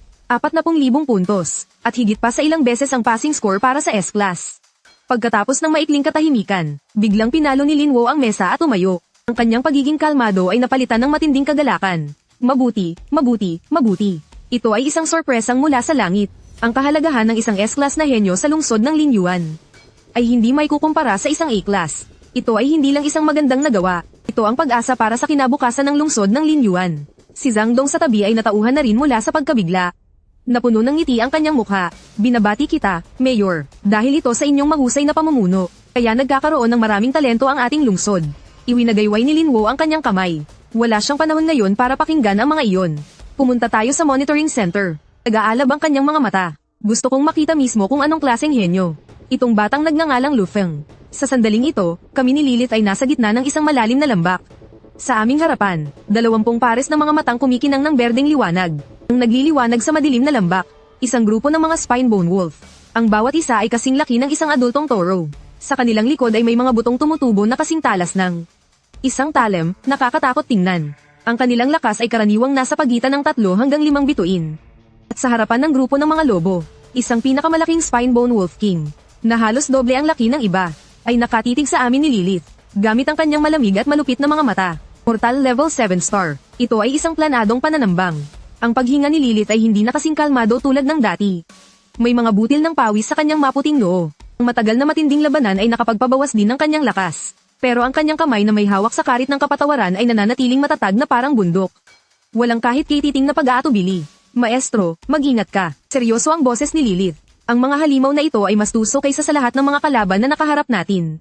Sinundan namin ang isang 5 star na spine-bone wolf na sadyang nagpakita ng kahinaan. At dinala kami sa lambak na ito. Sino ang mag-aakala na ang mga halimaw na ito na tila kumikilos lang base sa kanilang likas na ugali, ay marunong palang gumamit ng kasamahan bilang pain, para dalhin ang kanilang biktima sa isang patibong. Gayunpaman, walang bahid ng kaba o pag-aalala sa aking mukha. Tiningnan ko lang ng mahinahon ang grupo ng mga lobo na nakapalibot sa kanila. May bahagyang ngiti pa sa aking mga labi. Mas mabuti na rin ito. Hindi ko na kailangang hanapin sila isa-isa. Sa sandaling matapos ang aking sinabi, agad na naintindihan ni Lilith. Ang tingin niya sa akin ay puno ng ganap na tiwala at nag-aalab na pagnanais na lumaban. Isang mas nakakatakot na enerhiya kaysa dati. Isang mas malalim na lilang itim na enerhiya. Ang biglang sumabog mula sa katawan ni Lilith. Skill, dugo ng 7 kasalanan. Nagmumula sa pinakaugat na kapangyarihan ng impyerno. Ang lahi ng 7 nakamamatay na kasalanan. Lahat ng may ganitong lahi ay may potensyal na maging isa sa 7 dakilang demonyo. Pagkatapos ay activate ang skill, ang lahat ng stats ay tataas ng 200%. Maaaring i-deactivate anumang oras. Ang side effect ay pagkatapos i-deactivate, magkakaroon ng panandaliang kahinaan. Ang lahat ng stats ay bababa ng 20%. Ngunit kumpara sa lakas ng skill na ito, ang side effect na ito ay halos hindi mahalaga. Sa pag-activate ng skill, biglang tumaas ang aura ni Lilith. Ang kanyang itim na buhok ay gumagalaw kahit walang hangin. Ang kanyang lilang itim na mga pakpak ng paru-paro ay ganap na nakabuka. Kakaiba at napakaganda. Ang kanyang mga mata na parang cat's eye ay naging napakalalim ngayon. Sa loob nito ay nag-aalab ang apoy na tinatawag na pagkawasak. Ang spine-bone wolf king sa kabilang panig ay inakalang ang 2 biktima sa kanyang harapan ay ubos na ang lakas. Ngunit ang biglaang pagbabagong ito ay nagdulot sa kanya ng pagtataka at pagkabalisa. Ngunit bilang pinuno ng lugar na ito, ang kanyang pagiging mabangis ay mabilis na nanaig sa kaunting pagkabalisa. Nagpakawala ng galit na Eitangal ang lobong hari na yumanig sa buong lambak. Iyon ang hudyat ng pagsalakay. Agad na gumalaw ang mahigit 20 spine-bone wolf. Mula sa lahat ng direksyon, sumugod sila ng husto patungo sa 2 tao sa gitna ng lambak. Umalaw na rin si Lilith. Ang kanyang anyo ay nag-iwan ng isang malabong anino. Agad siyang naglaho. Isang itim na malamig na liwanag ang kumislap. Ang unang spine-bone wolf na sumugod ay biglang natigilan. Ang malaking ulo nito ay lumipad sa himpapawid. Bago pa man bumagsak ang katawan nitong walang ulo, ang anyo ni Lilith ay lumitaw na. Sa tabi ng isa pang spine-bone wolf, gumuhit ng isang elegante at nakamamatay na arko ang karit ng kapatawaran. Huling nahiwalay ang ulo ng lobo. Sa sandaling ito, si Lilith ay tila naging isang anghel ng kamatayan na naglalakad sa impyerno. Ang bawat paglipat niya, bawat paghampas ng karit, ay tiyak at epektibong kumikitil ng isang buhay. Ang tila mabangis na pagsalakay ng mga lobo ay marupok na parang papel sa kanyang harapan. Sa loob lang ng ilang segundo, mayroon ng 7 o 8 bangkay ng spine-bone wolf sa lupa. Ang malamig at malupit na mga mata ng spine-bone wolf king ay nakatitig ng husto kay Lilith. Inakala nitong ubos na ang lakas ng kanyang kalaban. Ngunit ang biglang pagsabog ng malalim at nakakapanginig kaluluwang enerhiya ay ganap na bumago sa kanyang pananaw. Nagpakawala ng mahinang ungol ang lobong hari. Hindi sinasadyang umatras ng kalahating hakbang ang malaki nitong katawan. Takot, ang matagal nang nawalang damdaming ito ay unang beses na kumalat sa kanyang puso. Ngunit bilang pinuno ng lugar na ito, ang kanyang matagal ng likas na ugali sa pagpatay ay mabilis na nanaig sa kaunting pagkabalisa. Tumingala ang lobong hari at nagpakawala ng galit na Eitangal na yumanig sa buong lambak. Iyon ang huling pagwawala nito. Agad-agad, ang natitirang 10 spine-bone wolf, kasama ang lobong hari, ay naglunsad ng isang desperadong pagsugod patungo sa 2. Gumalaw na si Lilith, tila naging isang anghel ng kamatayan na naglalakad sa impyerno. Nagsimula siyang sumayaw ng kamatayan sa gitna ng mga lobo. Matapos tapusin ni Lilith ang mga natitirang kalaban, biglang tumayo ang lahat ng buto sa katawan ng lobong hari. Naramdaman nito ang isang banta ng kamatayan na hindi pa niya naramdaman dati. Ibinuka nito ang kanyang bibig. Isang maputlang sibat na gawa sa buto ang nabuo sa kanyang bibig. Ito ay bumaril patungo kay Lilith na may kasamang tunog ng hangin. Ito ang kanyang pinakamalakas na atake. Ngunit bahagya lang gumalaw ang anyo ni Lilith, at madali niyang naiwasan ang sibat na buto. Sa susunod na segundo, lumitaw na siya sa harap ng lobong hari. Ang malaking anino ng lobong hari ay ganap na bomb alot sa kanyang maliit na katawan. Itinaas nito ang kanyang matalas na kuko at buong lakas na ipinalo pababa. Ngunit hindi umiwas o umilag si Lilith. Dahan-dahan lang niyang itinaas ang kanyang ulo. Ang kanyang mga matang nag-aalab sa apoy ng pagkawasak, ay tahimik na nakatitig dito. Ang itim na karit, na may determinasyong putulin ng tadhana, ay buong lakas na iwinasiwas paitaas. Walang malakas na ingay na yumanig sa langit at lupa. Walang nakakasilaw na liwanag mula sa pagbangga ng enerhiya. Ang malakas na pagpalo ng kuko ng lobong hari ay natigilan sa ere. Isang manipis na linya ng dugo, mula sa kanyang noo hanggang sa kanyang buntot. Sa susunod na segundo, ang malaking katawan ng Spinebone Wolf King, kasama ang kanyang matitigas na buto, ay malinis na nahati sa dalawa. Isang kumpol ng purong enerhiya, ang lumabas mula sa nahating katawan ng lobong hari. Lahat ng ito ay pumasok sa katawan ni Lilith. Ang aura ni Lilith ay muling nagsimulang tumaas ng husto. Mortal level 7 star. Ang malakas na pagbabago ng enerhiya ay kumalat ng mabilis sa paligid mula sa kanya. Samantala, isang mas malakas na enerhiyang bumabalik. Ang damaloy sa aking buong katawan. Ang aking lakas ng isip ay tumaas na naman. Binuksan ko ang panel ni Lilith. Lilith, ang demonyo ng gabi. Antas, mortal level 7 star. Lakas, 151. Bilis, 165. Tibay, 156. Espiritu, 172. Habang tinitingnan ko ang nakakatakot na 4 na stats na lumampas sa 3 digit. Hindi ko maiwasang bumilis ang tibok ng aking puso. Ito ang nakakatakot na aspeto ng isang legendary grade na kakayahan. Ang isang karaniwang elite grade na beast na aabot sa 7 star. Ang pinakamalakas na stat nito ay nasa 50 puntos lang. At si Lilith ay 3 beses na mas malakas kaysa sa kanila. Tumingin ako sa huling mungkahi sa pagpapalakas. Perlas ng walang hanggang gabi. Tubig mula sa bukal ng impyerno. Kristal ng bangungot. Bawat isa sa mga materyales na ito ay napakahalaga. Kung makukuha ko ang mga materyales na ito, mabilis kong maitataas ang kakayahan ni Lilith sa ikalawang yugto ng legendary.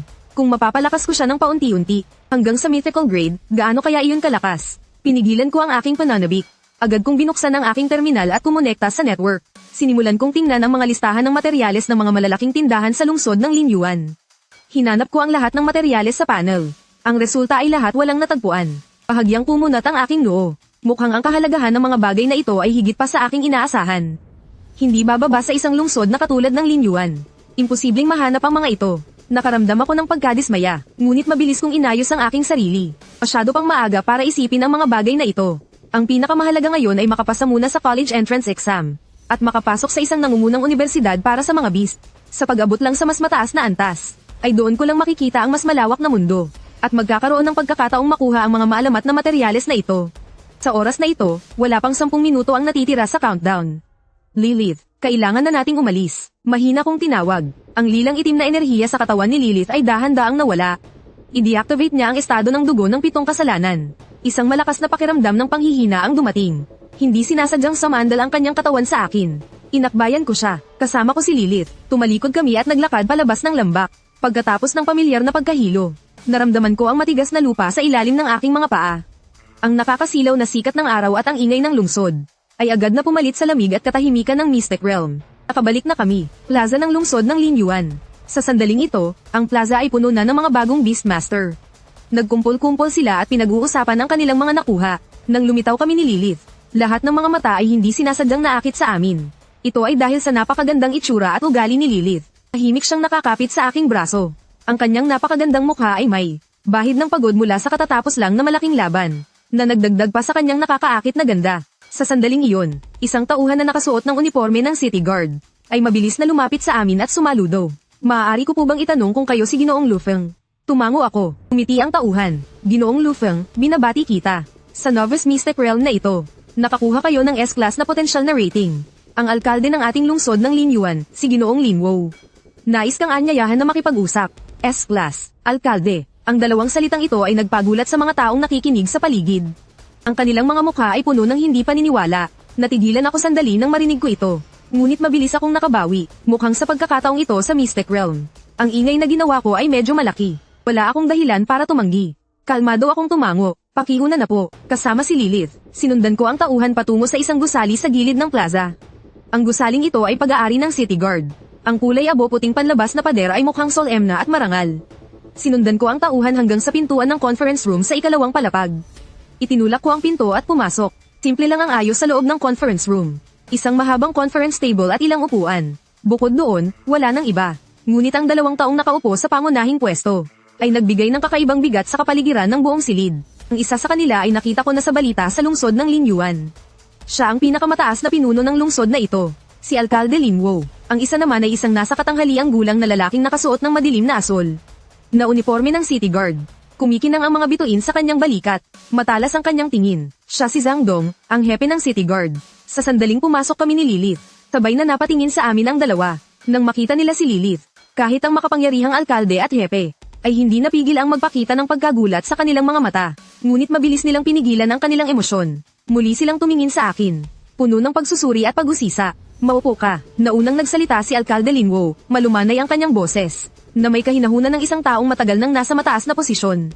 Hindi ako nagatubili, hinayla ko ang upuan at umupo. Tahimik namang nakatayo sa likuran ko si Lilith, walang emosyon ang kanyang mukha. Ako si Linwo, ang alkalde ng lungsod ng Linyuan. At ito naman si Zhang Dong, ang hepe ng city guard ng lungsod ng Linyuan. Bahagyang tumango sa akin si Zhang Dong. Bilang pagbati, estudyanteng Lufeng, tunay ng isang bayani na nagmula sa kabataan. Nagpalipat-lipat ang tingin ni Linwo sa aming dalawa ni Lilith. Matagal ng panahon na ang ating lungsod ng Linyuan ay hindi nakakita ng isang henyo na tulad mo. Hindi maitago ang kagalakan sa kanyang boses. Sobra po ang papuri ninyo, alkalde. Sinwerte lang po ako. Hinawakan ko ang aking ilong at ngumiti. Nang marinig ito, lalong lumawak ang ngiti sa mukha ni Linwo. Hindi mayabang, hindi padalos-dalos. Matatag ang isipan. Lalo pang tumaas ang kanyang pagtingin sa binatang nasa harapan niya. Naaalala ko, 3 taon na ang nakalipas. Ang ating lungsod ng Linyuan ay nagkaroon din ng isang henyo na may S-class na rating. Ang pangalan niya ay Luwani. Ano ang kaugnayan niya sa'yo? Siya po ang aking ate. Ibinaba ni Linwo ang tasa ng tsaa. At malakas na tumawa. Tunay ngang isang pamilya ng 2 natatanging talento. Parehong henyo ang magkapatid. Talagang nagbigay kayo ng karangalan sa ating lungsod ng Linyuan. Ngumiti rin si Zhang Dong na nasa gilid. Sumingit siya sa usapan at sinabi ng may damdamin. Naaalala ko ng malinaw. Ang unang bis ni estudyanteng Luwani noon ay isang 9-tailed celestial fox na may epic grade na kakayahan. Sa college entrance exam noong taong iyon, ang kanyang galing ay halos dinaig ang lahat ng kanyang mga kasabayan sa lungsod ng Linyuan. Hindi ko inaasahan na pagkatapos ng 3 taon, ikaw naman ang lilito. Matapos ang palitan ng papuri, ibinalik ni Linwo ang usapan sa tamang landas. Naging seryoso ang kanyang ekspresyon. Estudyanteng Lufeng, inimbitahan kita ngayon dahil sa isang bagay. Ang iyong napakataas na puntos ay sumire sa record ng ating lungsod ng Linyuan sa nakalipas na 10 taon sa Novice Mystic Realm. Ayon sa mga regulasyon, bibigyan ka ng lungsod ng malaking gantimpala. Nang marinig ko ang salitang gantimpala, hindi ko napigil ang magpakita ng kagalakan sa aking mukha. Nakita ni Linwo ang aking reaksyon. Mukhang hindi naman walang kagustuhan ng binatang ito, naisip niya. Ang gantimpala ay 10 milyong alliance coins. Direkta itong ililipat sa iyong account. Inanunsyo ni Linwo ang nakakagulat na halaga. 10 milyon. Ang halagang ito ay sapat na para sa sinumang ordinaryong pamilya na agad na umangat sa buhay. Ngunit bahagya lang kumunat ang aking noo. At agad na nagtanong, Alkalde Lin, maaari po bang ipagpalit ang gantimpalang ito sa mga materyales na may katumbas na halaga? Itinaas ni Linwo ang kanyang kilay, may bahid ng paghanga sa kanyang mga mata. Anong mga materyales ang kailangan mo? Natuwa ang aking puso. Agad kong sinabi ang 3 materyales sa panel ni Lilith. Nang marinig ito, ang ekspresyon sa mukha ni Linwo ay pinaghalong pagkagulat at pagtataka. Naging tahimik ang kapaligiran sa conference room. Medyo kinabahan din ako sa katahimikang iyon. Estudyanteng Lufeng, alam mo ba kung ano ang ibig sabihin ng 3 materyales na binanggit mo? Naging malalim ang boses ni Linwo. Ang 3 materyales na ito, bawat isa ay isang strategic level na materyal na ginagamit para palakasin ang mga pinakamataas na uri ng beast. Hindi lang sa ating lungsod ng Linyuan. Kahit sa buong bansa ng Yanwang, ito ay napakabihira. Mga kayamanang walang katumbas na halaga. Halos imposible silang mahanap sa merkado. Nang marinig ko ito, nanlamig ang aking puso. Tiningnan ni Linwo ang hindi maitagong pagkadismaya sa aking mukha. Biglang nagbago ang kanyang tono. Ngunit, ang tubig mula sa bukal ng impyerno na sinabi mo. Nagkataong mayroon pa kaming natitira sa kabangyaman ng lungsod ng Linyuan. Ilang taon na ang nakalipas. Isang maliit na spatial rift ang lumitaw sa silangang bahagi ng lungsod ng Linyuan. Doon, nag-organisa ang lungsod ng isang exploration team para pumasok. At nakapag-uwi sila ng kaunting tubig mula sa bukal ng impyerno. Ang ganitong uri ng tubig na nagmula sa impyerno ay isa sa mga pinakamahusay na materyales para sa pagpapalakas ng mga demon type at undead type na beast.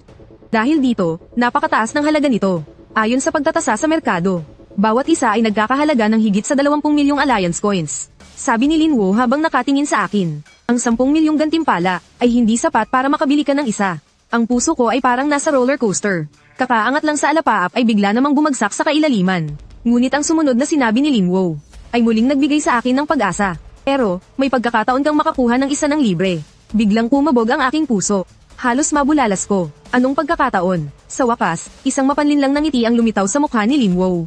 Noong nakaraang taon, sa Black Rock Mountain sa timog kanluran ng lungsod ng Linyuan.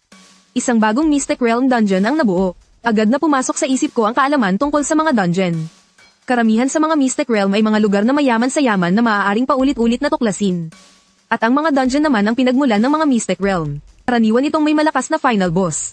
Tanging sa unang pagkakataon na matalo ang boss, makukuha ang pinakamalaking gantimpala kapag natalo na ang boss. Unti-unting magiging Mystic Realm ang dungeon para sa mga susunod na henerasyon na tuklasin. Mayroon bang espesyal sa dungeon na ito? Agad kong nakuha ang susi sa problema. Tumango si Linwo, naging seryoso ang kanyang mukha. Mayroong limitasyon sa antas ang dungeon na ito. Tanging mga mortal level na Beastmaster at Beast lang ang maaaring pumasok. Anumang nilalang na mas mataas sa mortal level na pilit pumasok, ay magiging sanhi ng pagguho ng buong dungeon. At ayon sa impormasyong dala ng koponan na pumasok sa dungeon noong nakaraang taon, ang final boss ng dungeon na iyon, ay isang mortal level siyam na star na psychic type na halimaw. Agad kong naunawaan kung nasaan ang problema. Ang mga psychic type na beast ay napakabihira na. At ang lungsod ng Linyuan ay isang maliit hanggang katamtamang laki lamang na lungsod. Kaya't ang paghahanap ng isang taong nasa mortal level pa lang, na kayang labanan ng isang siyam na star na psychic type, na halimaw ay talagang mahirap. Kaya't ang dungeon na ito ay isinantabi na lang. Dagdag ni Zhangdong, ito ay parang masarap na pagkain na nasa bibig mo na. Pero hindi mo makain. Hindi ba't nakakainis? Hindi napigil ang tumawa ni Linwo. Tumingin siya sa akin ng may nag-aalab na mga mata. Estudyanteng Lu Feng, walang mas angkop na kandidato kaysa sa iyo. Kapag nalinis na ang dungeon na ito, magkakaroon ng bagong Mystic Realm ang lungsod ng Linyuan. Ito ay isang napakalaking magandang bagay para sa buong lungsod. At ikaw, bilang pangunahing bayani sa paglilinis ng dungeon, hinding-hindi magiging maramo ang lungsod sa mga gantimpala. Ang tubig mula sa bukal ng impyerno bilang iyong gantimpala, sa tingin ko ay walang patutol. Kasabay nito, sa labasan ng Mystic Realm sa People's Square, isang matangkad at tuwid na figura. Ang dahan-daang naglalakad na napapaligiran ng mga tao. Ang dumating ay si Song Ziyang. Nakasuot siya ng mamahaling casual na damit. Mayroon siyang kumpiyansa at mayabang na ngiti sa kanyang mukha. Sa kanyang tabi, ang banal at magandang anghel ng liwanag, si Lingzu, ay tahimik na sumusunod sa kanya. Tulad ng isang diyosa na hindi mula sa mundo ng mga mortal. Agad niyang nakuha ang atensyon ng lahat. Iyon ba ang anghel ng liwanag na may epat grade na kakayahan? Napakaganda. Ang mga gustong sumipsip sa pamilyang Song ay agad na lumapit. Puno ng mapanuyong ngiti ang kanilang mga mukha. Tiyak na si Young Master Song ang unang pwesto ngayon. Nandyan si Lady Angel of Light. Ano pa ang ay lalaban ng iba kay Young Master Song? Habang nakikinig sa mga papuri, lalong naging mayabang ang ngiti sa mukha ni Song Ziyang. Inabot niya at malambing na hinaplos. Ang malambot na gintong buhok ng anghel. Mamaya, kapag nakuha ko na ang unang pwesto, bibilhan kita ng Holy Light Essence pag-uwi natin. Para makarating ka agad sa 6 na star. Bahagyang yumuko si Lingzu, at isang ngiti ng kasiyahan ang sumilay sa kanyang mga labi. Salamat, amo. Nag-aalab ang puso ni Song Ziyang. Naalala niya ang isang kasunduan na ginawa niya sa Mystic Realm. Para masiguradong walang palya, ginamit niya ang 3 napakahalagang Blood Essence Flower. Kapalit ng 3,000 puntos. Idagdag pa ang mahigit 6,000 puntos na nakuha niya mula sa pagpatay ng mga halimaw. Ang kabuuan niyang puntos ay umabot na sa mahigit 9,300. Ang puntos na ito ay sapat na para talunin ang lahat ng A-class na henyo sa mga nakaraang taon. Ang unang pwesto ay para sa kanya lamang. Habang abala siya sa kanyang pantasya, isang mahinang ugong ang umalingaw-ngaw. Sa wakas ay humilo ang malaking screen sa gitna ng plaza. Napigil ang hininga ng lahat. Maraming mga mata ang nakatitig sa gumugulong na listahan. Naghahanap ng kanilang mga pangalan. Samantala, ang tingin ni Song Ziyang ay diretso sa pinakatuktok ng listahan. Sa wakas, kumislap ang screen. Ang impormasyon ng 3 namumuna ay lumitaw sa screen. Ikatlong pwesto, Li Hao. Puntos, 3,150. Potensyal na rating, B dagdag. Ikalawang pwesto, Song Ziyang. Puntos, 9,325. Potensyal na rating, A. Ang ngiti sa mukha ni Song Ziyang ay nanigas. Paano nangyaring pangalawa lang ako? Hindi niya sinasadyang kinusat ang kanyang mga mata. Sa pag-aakalang nagkamali siya ng tingin. Ngunit napakalinaw ng mga letra. Nagbago rin ang itsura ni Lingzu. Mabilis na nilaibat ng kanyang tingin ang listahan. Ngunit hindi niya nakita ang pangalan na nasa kanyang isipan. Ang pangalan na sa tingin niya ay imposibleng lumitaw. Imposible. Isang basura na kumontrata sa isang depektibong succubus. Paanong malalampasan ang isang taong may epic grade na anghel ng liwanag tulad ni Song Ziyang? Ngunit sa susunod na segundo, napuno ang tuktok ng screen ng nakakasilaw na datos. Unang pwesto, Lu Feng. Puntos, 41,350. Potensyal na rating, S. Agad na nagkagulo ang buong plaza. Hindi ako nagkakamali ng tingin, di ba? Sino itong si Lu Feng? Puntos ba yan na kayang makuha ng isang tao? Samantala, nablangko ang isip ni Song Ziyang. Ang kanyang ipinagmamalaking 9,000 puntos ay naging katawa-tawa sa harap ng numerong ito. Bakit? Isang basura na tinapakan niya lang. Isang walang kwenta na kumontrate sa depektibong beast ay makakakuha ng S-class na rating. Sinunog ng matinding kahihiyan at pagkadismaya ang kanyang katinuan. Isang sigaw ang kumawala mula sa lalamunan ni Song Ziyang. Itinuro niya ang nanginginig na daliri sa pangalang nasa tuktok ng screen. Siguradong nandaya siya. Imposible ito. Isang tauhan na nakasuot ng uniforme ng City Guard ang lumapit. Estudyante, mag-ingat ka sa iyong mga sinasabi. Lahat ng datos mula sa Mystic Realm na ito ay sama-samang sinuri ng Monitoring Center at ng alkalde. Walang anumang problema. Ang mga resulta sa listahan ay totoo at wasto. Ang opisyal na kumpirmasyon ay tumapos sa huling pag-asa ni Song Ziyang. At tuluyang winasak ang kanyang pagmamataas. Ang mga tingin mula sa mga tao sa paligid ay naging lantad na awa at pangungutya. Hindi na kayang manatili ni Song Ziyang doon. Tara na. Hinawakan niya ang braso ng anghel na si Lingzu. Sa ilalim ng tingin ng maraming tao, hiyang-hiya siyang sumiksik palabas ng karamihan. Sumusumpa ako sa praktikal na pagsusulit ng college entrance exam. Dudurugin kitang mabuti sa ilalim ng aking mga paa. Isang makamandag na sigaw ang umalingaw-ngaw sa puso ni Song Ziyang. Ang anghel na hinihila niya ay tumatakbo sa likuran niya, ang kanyang mukha ay kasing putla ng papel. Isang kaisipan na nagpanginig sa kanyang kaluluwa. Ang hindi mapigil ang lumitaw. Tama nga ba ang naging desisyon niya noon? Sumapit ang gabi. Kalalabas lang namin ni Lilith mula sa gusali. Sa conference room sa ikalawang palapag ng gusali, magkatabing nakatayo sina Lin Wo at Zhang Dong. Pinapanood ang dalawang figure na magkasamang umalis. Binalik ni Zhang Dong ang kanyang tingin at naunang bumasag sa katahimikan. Alkalde, sa tingin niyo po ba ay magtatagumpay siya? Hindi agad sumagot si Lin Wo. Pagkaraan ng ilang sandali, dahan-dahan siyang nagsalita. Mayroon pa ba tayong ibang pagpipilian? Ang tanong na iyon ay nagpatahimik kay Zhang Dong. Lumingon si Lin Wo na may makahulugang ngiti. Nakalimutan mo na ba kung anong antas ang kanyang beast? Legendary grade. Sa buong Yanhuang, ang makakuha ng pagkilala mula sa isang legendary grade na beast sa ganitong edad. Bukod sa mga piling anak ng mga nangungunang pamilya sa Imperial Capital. Ilan pa ba ang mayroon? At saka, nakita mo mismo ang kanyang ginawa sa Mystic Realm. Panalig tayo sa kanya. Siya na ang pinakamalaking pag-asa ng ating lungsod ng Linyuan. Mahigit alas 7 na ng gabi nang makauwi ako. Kakaupo ko lang sa sofa. Nang mag-vibrate ang terminal sa aking pulso. Isang video call request ang lumitaw sa screen. Pinindot ko ang accept button. Isang magandang figure ang lumitaw sa screen. Ang aking ate, si Luwani. Ikaw na bata ka. Sa wakas sinagot mo rin ang tawag. Matapos masigurong buo pa ang aking mga kamay at paa, nakahinga siya ng maluwag. Kumusta? Naging maayos ba ang pagsubok sa Mystic Realm? Naging maayos ang lahat. At saka, paano ako masasaktan kung pinoprotektahan ako ni Lilith? Nakangiti kong sagot, bahagyang umismed si Luwani. At pagkatapos ay nagpakita ng masiglang ekspresyon. Bilis, ikwento mo kung anong nangyari sa Mystic Realm. Ilang puntos ang nakuha mo? Siguro naman nakakuha ka ng A-class na rating, no? Hindi naman mataas ang inaasahan ko.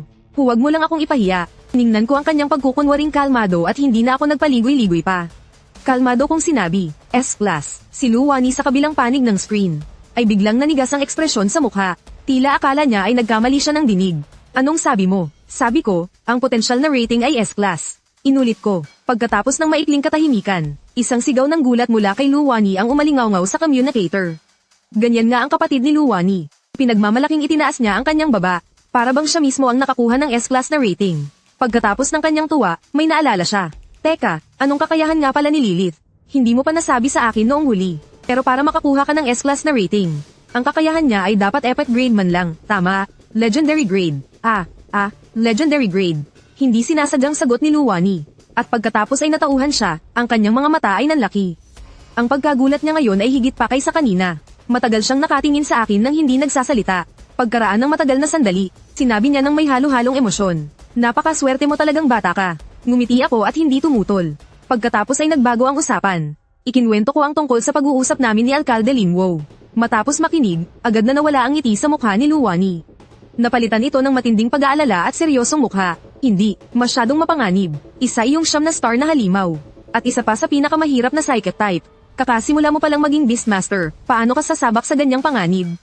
Ate, kailangan ko ang tubig mula sa bukal ng impyerno. Pinutol ko ang kanyang sinasabi, kalmado pero matatag ang aking boses. Natigilan si Luwani. Alam niya syempre ang halaga ng ganitong uri ng mataas na kalidad na material. At naiintindihan din niya kung ano ang ibig sabihin nito para sa paglaki ng isang beast. Nanahimik siya ng matagal. Sinasabi ng kanyang isip na dapat niyang pigilan ang kanyang kapatid sa panganib. Ngunit alam din niya kung gaano kahalaga ang mga pagkakataon para sa isang Beastmaster. Kung palalampasin ang pagkakataong ito mula sa alkalde. Sa susunod na maghahangad ng ganitong uri ng kayamanan. Hindi na alam kung kailan pa ito mangyayari. Matagal bago siya bumantong hininga. Naiintindihan ko. Naging napakaseryoso ng kanyang mga mata. Ang natitirang perlas ng walang hanggang gabi. At kristal ng bangumot, ang mga materyales na iyan. Tutulungan kitang hanapin dito sa Imperial Capital. Pero dapat mong aipangako sa akin. Bukas pagpasok mo sa dungeon, unahin mo ang kaligtasan. Huwag na huwag kang magpumilit. Narinig mo ba? Matatag akong tumango. Nagbigay pa siya ng ilang paalala bago ibaba ang tawag. Sa sandaling iyon, narinig ko mula sa likuran ang marahang pagbukas ng pinto ng banyo. Isang amoy na may halong halumigmig. Ang dahan-daang pumalat, isang mainit, malambot, at makinis na katawan. Ang dahan-daang damaykit sa aking likuran. Isang pares ng braso na kasing puti ng jade. Ang pumulupot sa aking leeg. Kakaligo lang ni Lilith, nakabalot lang sa kanya ang isang puting tuwalya. Dahan-dahan niyang ipinatong ang kanyang baba sa aking balikat. Amo, napakahina ng kanyang boses. Salamat sa lahat ng ginawa mo para kay Lilith. Mula sa pakikipaglaban ng patayan sa Mystic Realm, hanggang sa pakikipagtalo sa gusali, nakita niya ang lahat. Alam niyang lahat ng ginawa ng kanyang amo ay para sa kanya. Para hanapin ang mga mahalagang materyales na magpapalakas sa kanya. Ang mabigat na damdaming ito, ay pumuno sa kanyang puso ng hindi maipaliwanag na pasasalamat at pait. Mas inilapit ni Lilith ang kanyang pisngi. Sa totoo lang, ang makilala ka, amo, at makalaya sa sumpang iyon, ay sapat na para sa akin. Kung magiging mas malakas man ako o hindi, ay hindi mahalaga sa akin. Basta't manatili ako sa iyong tabi. At protektahan ka, sapat na iyon. Ang kanyang mga salita, ay nagpanginig sa aking puso. Ramdam ko ang demonyo sa aking likuran. Ang katapatan at lubabang loob sa kanyang mga salita. Inabot ko ang aking kamay. At dahan-daang ipinatong sa mga kamay na nakapulupot. Sa aking dibdib, malalim at malumanay ang aking boses. Hindi ko lang ito ginagawa para sa'yo. Kundi para na rin sa sarili ko. Para mas mabuhay tayo ng maayos sa mapanganib. Na mundong ito. Kaya huwag kang mag-isip ng kung ano-ano. Kinabukasan ng umaga, handa na kami ni Lilith. Sa baba ng apartment, tahimik na naghihintay ang isang levitating car. Sumakay kami ni Lilith sa likod. Tahimik na humandar ang sasakyan. At maayos na sumabay sa daloy ng trapiko. Patungo ito sa Black Rock Mountains sa gilid ng lungsod. Mabilis na lumipas ang tanawin sa labas ng bintana. Sa huli, ang tuloy-tuloy na itim na kabundukan na ang nakikita.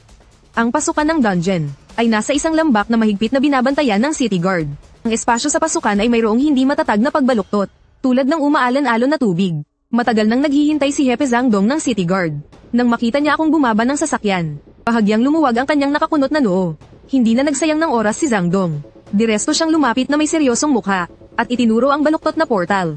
Sinimulan niyang ipaliwanag ang pinakabagong impormasyon tungkol sa dungeon. Ang dungeon na ito, pagkatapos ng aming maraming remote na pag-aaral at pagsusuri ng impormasyon, masasabi na ang loob nito ay hindi isang ordinaryong kuweba o guho. Pinangalanan namin itong Swarm Nest Labyrinth.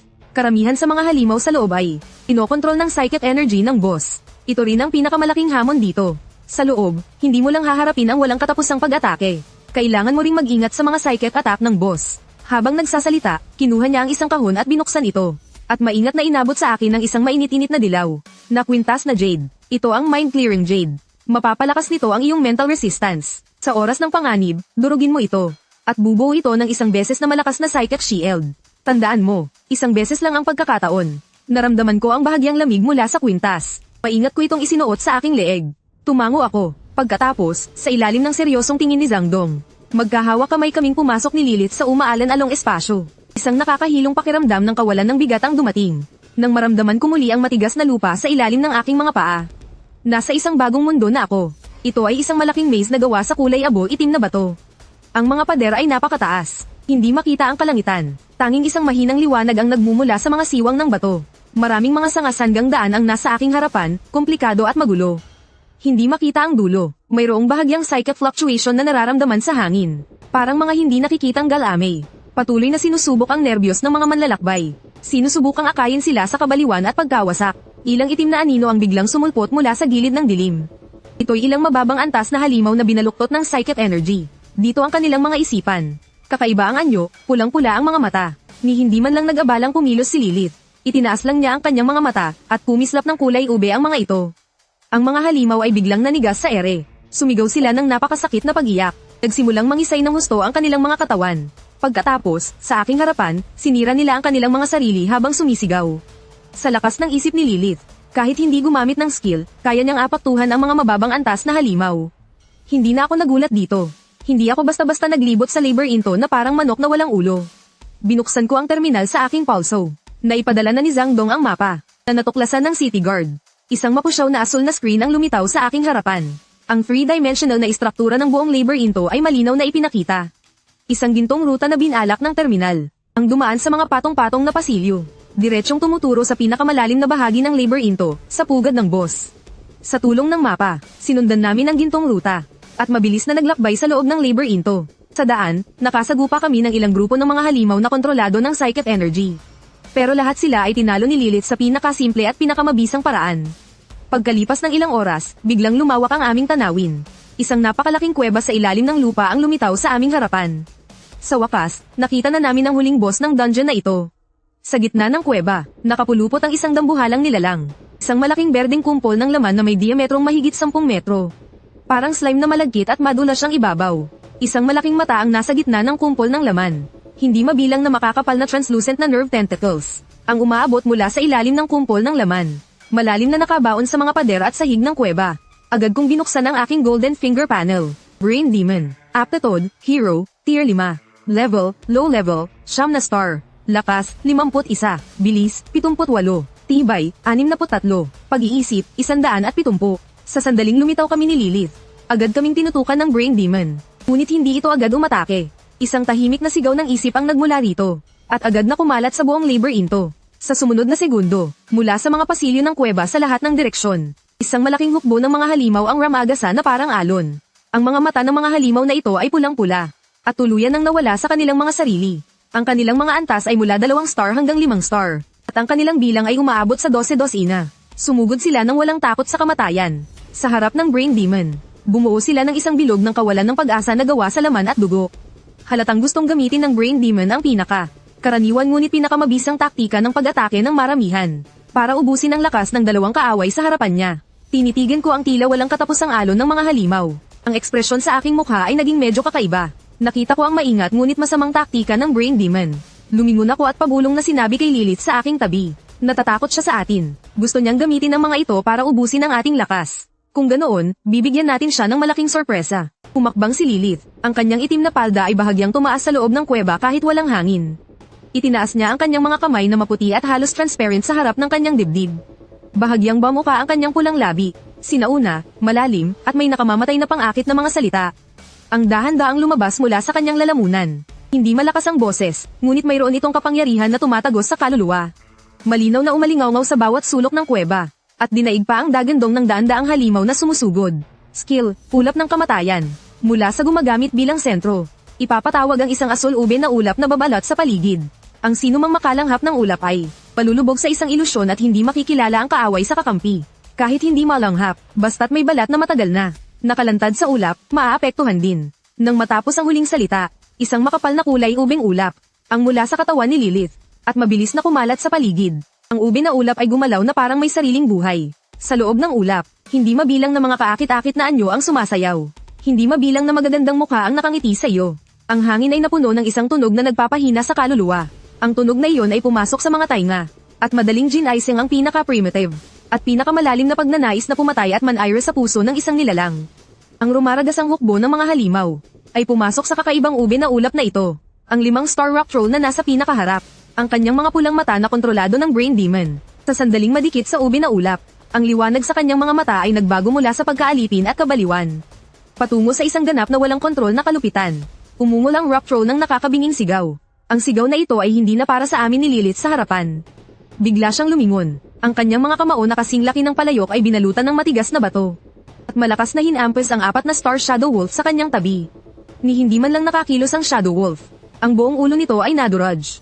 Ang pangyayaring ito ay parang isang senyales. Nagsimula ang isang malupit na pagpapatayan. Ang buong hukbo ng mga halimaw, pagkatapos pumasok, sa sakop ng ube na ulap, ay ganap na nawalan ng kontrol. Sa loob lamang ng ilang segundo, ang buong kuweba, ay naging isang impyerno na puno ng mga putol na bahagi ng katawan. Nakatayo sa gitna ng kuweba, biglang lumaki ang balintataw ng mata ng Brain Demon. Hindi makapaniwala, hindi maintindihan. Isang malalim na takot ang naramdaman. Ang kanyang ipinagmamalaking psychic control. Sa sandaling madikit sa kakaibang ube na ulap na iyon, ay parang tuyong dahon na natunaw. Malinaw niyang nararamdaman ang koneksyon ng isip niya sa mga halimaw na iyon, na biglang pinutol ng isang mas malakas, mas mataas na antas. At mas hindi matatawarang lakas ng isip. Hindi lang pinutol, ang mukhang mahina at magandang malataong alaga na iyon, ay mas nakakatakot pa pala ng maraming beses kaysa sa kanya bilang isang psychic controller. Kailangang tumakas agad. Ang kaisipang ito ay agad na bumalot sa buong isipan niya. Isang mahinang tunog ang narinig. Ang malaki at madulas na katawan ng Brain Demon ay biglang humiwalay sa sahig na bato kung saan ito nakapulupot. Ang mga translucent na nerve tentacles na nakabaon sa mga pader ng kuweba ay sapilitang binunot isa-isa, nagdulot ng malaking alikabok at durog na bato. Ang pinakamakapal sa mga tentacles na ito ay parang mga galami ng pugita at mabilis na gumalaw sa lupa. Ang kanyang malaking kumpol ng laman na may diametrong mahigit 10 metro ay tumakbo sa isang nakakagulat na bilis na hindi akma sa laki nito, patungo sa madilim na pasilyo sa kalaliman ng kuweba. Gusto mong tumakas? Si Lilith na nakatayo sa gitna ng ube na ulap, habang pinapanood ang malaking bola ng laman na tumatakas, ay ngumisi ng malamig at may pangungutya. Ang kanyang anyo ay nag-iwan ng isang malabong anino. Ang buong katawan niya ay naging isang itim na kidlat at agad siyang hinabol. Nang makita na papalapit na ang itim na anino ng kamatayan ni Lilith, biglang nagbago ng direksyon ang Brain Demon. Hindi na niya pinansin si Lilith na humahabol sa likuran. Tinipon niya ang lahat ng kanyang lakas ng isip sa isang punto, at ginawa itong isang napakatibay na sinag ng puting liwanag, Soul Death Ray. Sa sumunod na sandali, ang sinag ng liwanag na ito ay tumama sa akin sa bilis ng kidlat. Ang ataking ito ay mabilis at malupit. Nang malapit nang tumama sa akin ang Death Ray, biglang lumitaw ang anyo ni Lilith. Agad niyang itinigil ang paghabol, at hamarang sa aking harapan. Ginamit niya ang kanyang mukhang mahinang likod para salagin ang atake. Umungol si Lilith, at may kaunting dugo na lumabas sa kanyang bibig. Ngunit ang kanyang katawan ay nanatiling tuwid, at matatag akong pinoprotektahan sa likuran niya. Lumingon siya at tiningnan ako na walang gallows. Ang kanyang mga matang kulay amber ay puno ng takot at pasasalamat. Nang makitang nasugatan si Lilith para sa akin, agad na naging napakalamig ang aking tingin. Kinuha ko ang healing potion mula sa aking bayong at ipinainom kay Lilith. At si Lilith, matapos matiyak na ligtas ang kanyang amo, ay dahan-daang lumingon. Ang kanyang mga matang kulay amber na dating kaakit-akit ay puno na ngayon ng malamig na hanggarang pumatay at matinding galit. Mamatay ka, dugo ng 7 kasalanan. Pagkasabi niya noon, isang hindi maipaliwanag na nakakatakot na aura ang biglang sumabog mula sa kanyang katawan at bumalat sa buong kuweba. Ang aura ni Lilith ay patuloy na tumataas. Ang kanyang buong katawan ay naglabas ng presyon na ilang beses na mas malakas kaysa dati. Nanginginig sa takot ang Brain Demon. Mula kay Lilith, naramdaman nito ang isang malalim na, hindi matatanggihan at absolutong pangingibabaw. Naglaho ang anyo ni Lilith. Sa sumunod na segundo, isang malamig at puno ng walang katapusang puot na bulong ang narinig sa likod ng Brain Demon. Ayon, damhin mo kung ano ang kawalan ng pag-asa. Isang hindi maipaliwanag na nakakatakot na presyon ang nagmula sa kanya, na parang isang hindi nakikitang bagyo na bumalat sa buong lugar. Lahat ng stats tumaas ng 200%. Ang kanyang lakas, bilis, tibay, at pag-iisip ay umabot sa isang nakakagulat na antas sa sandaling iyon. Kumilos si Lilith, isang malabong anino ang naiwan sa kanyang kinalalagyan. Hindi man lang nakita ng Brain Demon kung saan nanggaling ang atake. Ang kanang bahagi ng malaking katawan nito ay biglang sumabog, nag-iwan ng malalim na sugat na abot buto. Ang madilim na berdeng malagkit na dugo ay bumulwak mula sa sugat na parang fountain. Ngunit ang mas nagpatakot sa Brain Demon ay ang sugat na ginawa ng karit. Hindi lang walang senyales ng paghilom, kundi may isang kakaibang itim na enerhiya na mabilis na sinisira ang laman sa paligid ng sugat. Pinipigilan ang lahat ng kakayahan nitong magpagaling. Isang tahimik na sigaw ng isip na may sukdulang sakit at puot ang biglang sumabog. Ito ang pinakamalakas na psychic attack ng Brain Demon. Sapat na para magdulot ng brain death sa sinumang halimaw na kapantay nito. Ang psychic impact na ito ay malakas na. Tumama kay Lilith na malapit lang. Ngunit, ang mga mata ni Lilith na nag-aalab sa matinding galit ay kulay ube, at tanging lamig at kawalang pakialam ang makikita. Ang psychic impact ay tumama sa kanya. Ngunit hindi man lang ito nag-iwan ng anumang epekto bago maglaho. Sa tulong ng dugo ng 7 kasalanan, ang kanyang lakas ng isip ay matagal nang tumampas sa anumang kayang maunawaan ng Brain Demon. Isang atake ang sumablay, lubos na nawalan ng pag-asa ang Brain Demon. Muling naging itim na kidlat ang anyo ni Lilith. Paikot-ikot sa malaking katawan ng Brain Demon, at nagsimula ng isang malupit at mabisang pagpatay. Sa bawat pagwagayway ng Side of Absolution, kalmado kong pinanood ang buong sitwasyon. Ngunit bahagyang kumunat ang aking noo sa pamamagitan ng di nakikitang koneksyon ng kontrata sa pagitan namin. Malinaw kong nararamdaman ang mabilis na pagkaubos ng enerhiya sa katawan ni Lilith. Ang malakas na kapangyarihang dala ng dugo ng 7 kasalanan ay may kapalit. Idagdag pa ang malawakang skill na ginamit niya kanina para linisin ang mga alipores. Napakalaki ng nagastos ni Lilith. Kahit ako mismo ay nakakaramdam ng parang tinutusok na sakit sa aking isip paminsan-minsan. Iyon ay senyales na labis na hinihigop ang aking lakas ng isip sa pamamagitan ng kontrata. Kailangan ng tapusin ito ng mabilis. Sa sandaling iyon, ang Brain Demon na halos durug-durug na ay tila napagtanto na ang kamatayan ay hindi maiiwasan.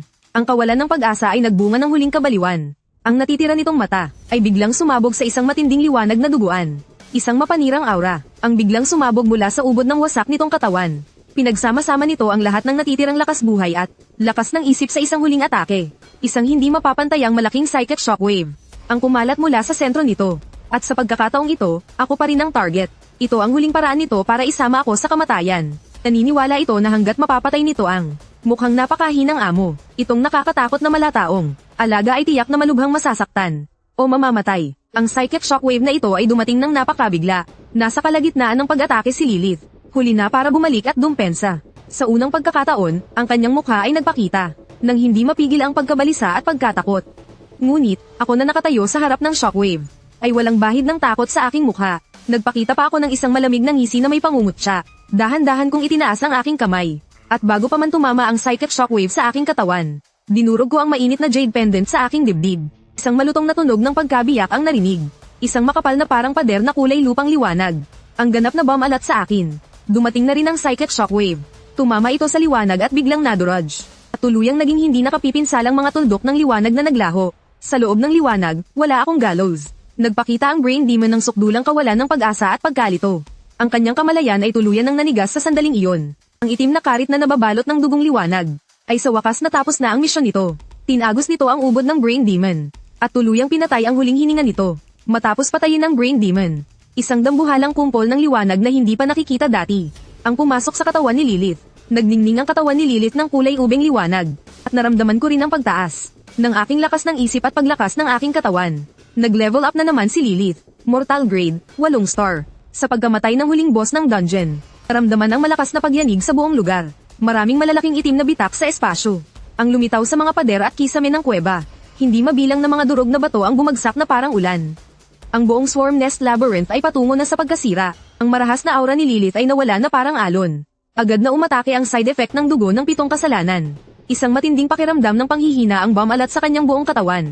Ang kanyang katawan ay bumagsak paatros. Isang mainit at malakas na yakap ang samalo sa kanya. Pahigpit kong niyakap ang demonyong namumutla at nanghihina sa aking mga braso. At naghanda akong i-activate ang teleportation para lisanin ang mapanganib na lugar na ito na malapit ng gumuho. Sa sandaling iyon, sa gilid ng aking paningin, nakita ko sa mga durog na laman at abo ng brain demon. May isang kakaibang madilim na asul na liwanag, na tahimik na kumikinang. Ano iyon? Biglang tumibok ang puso ko.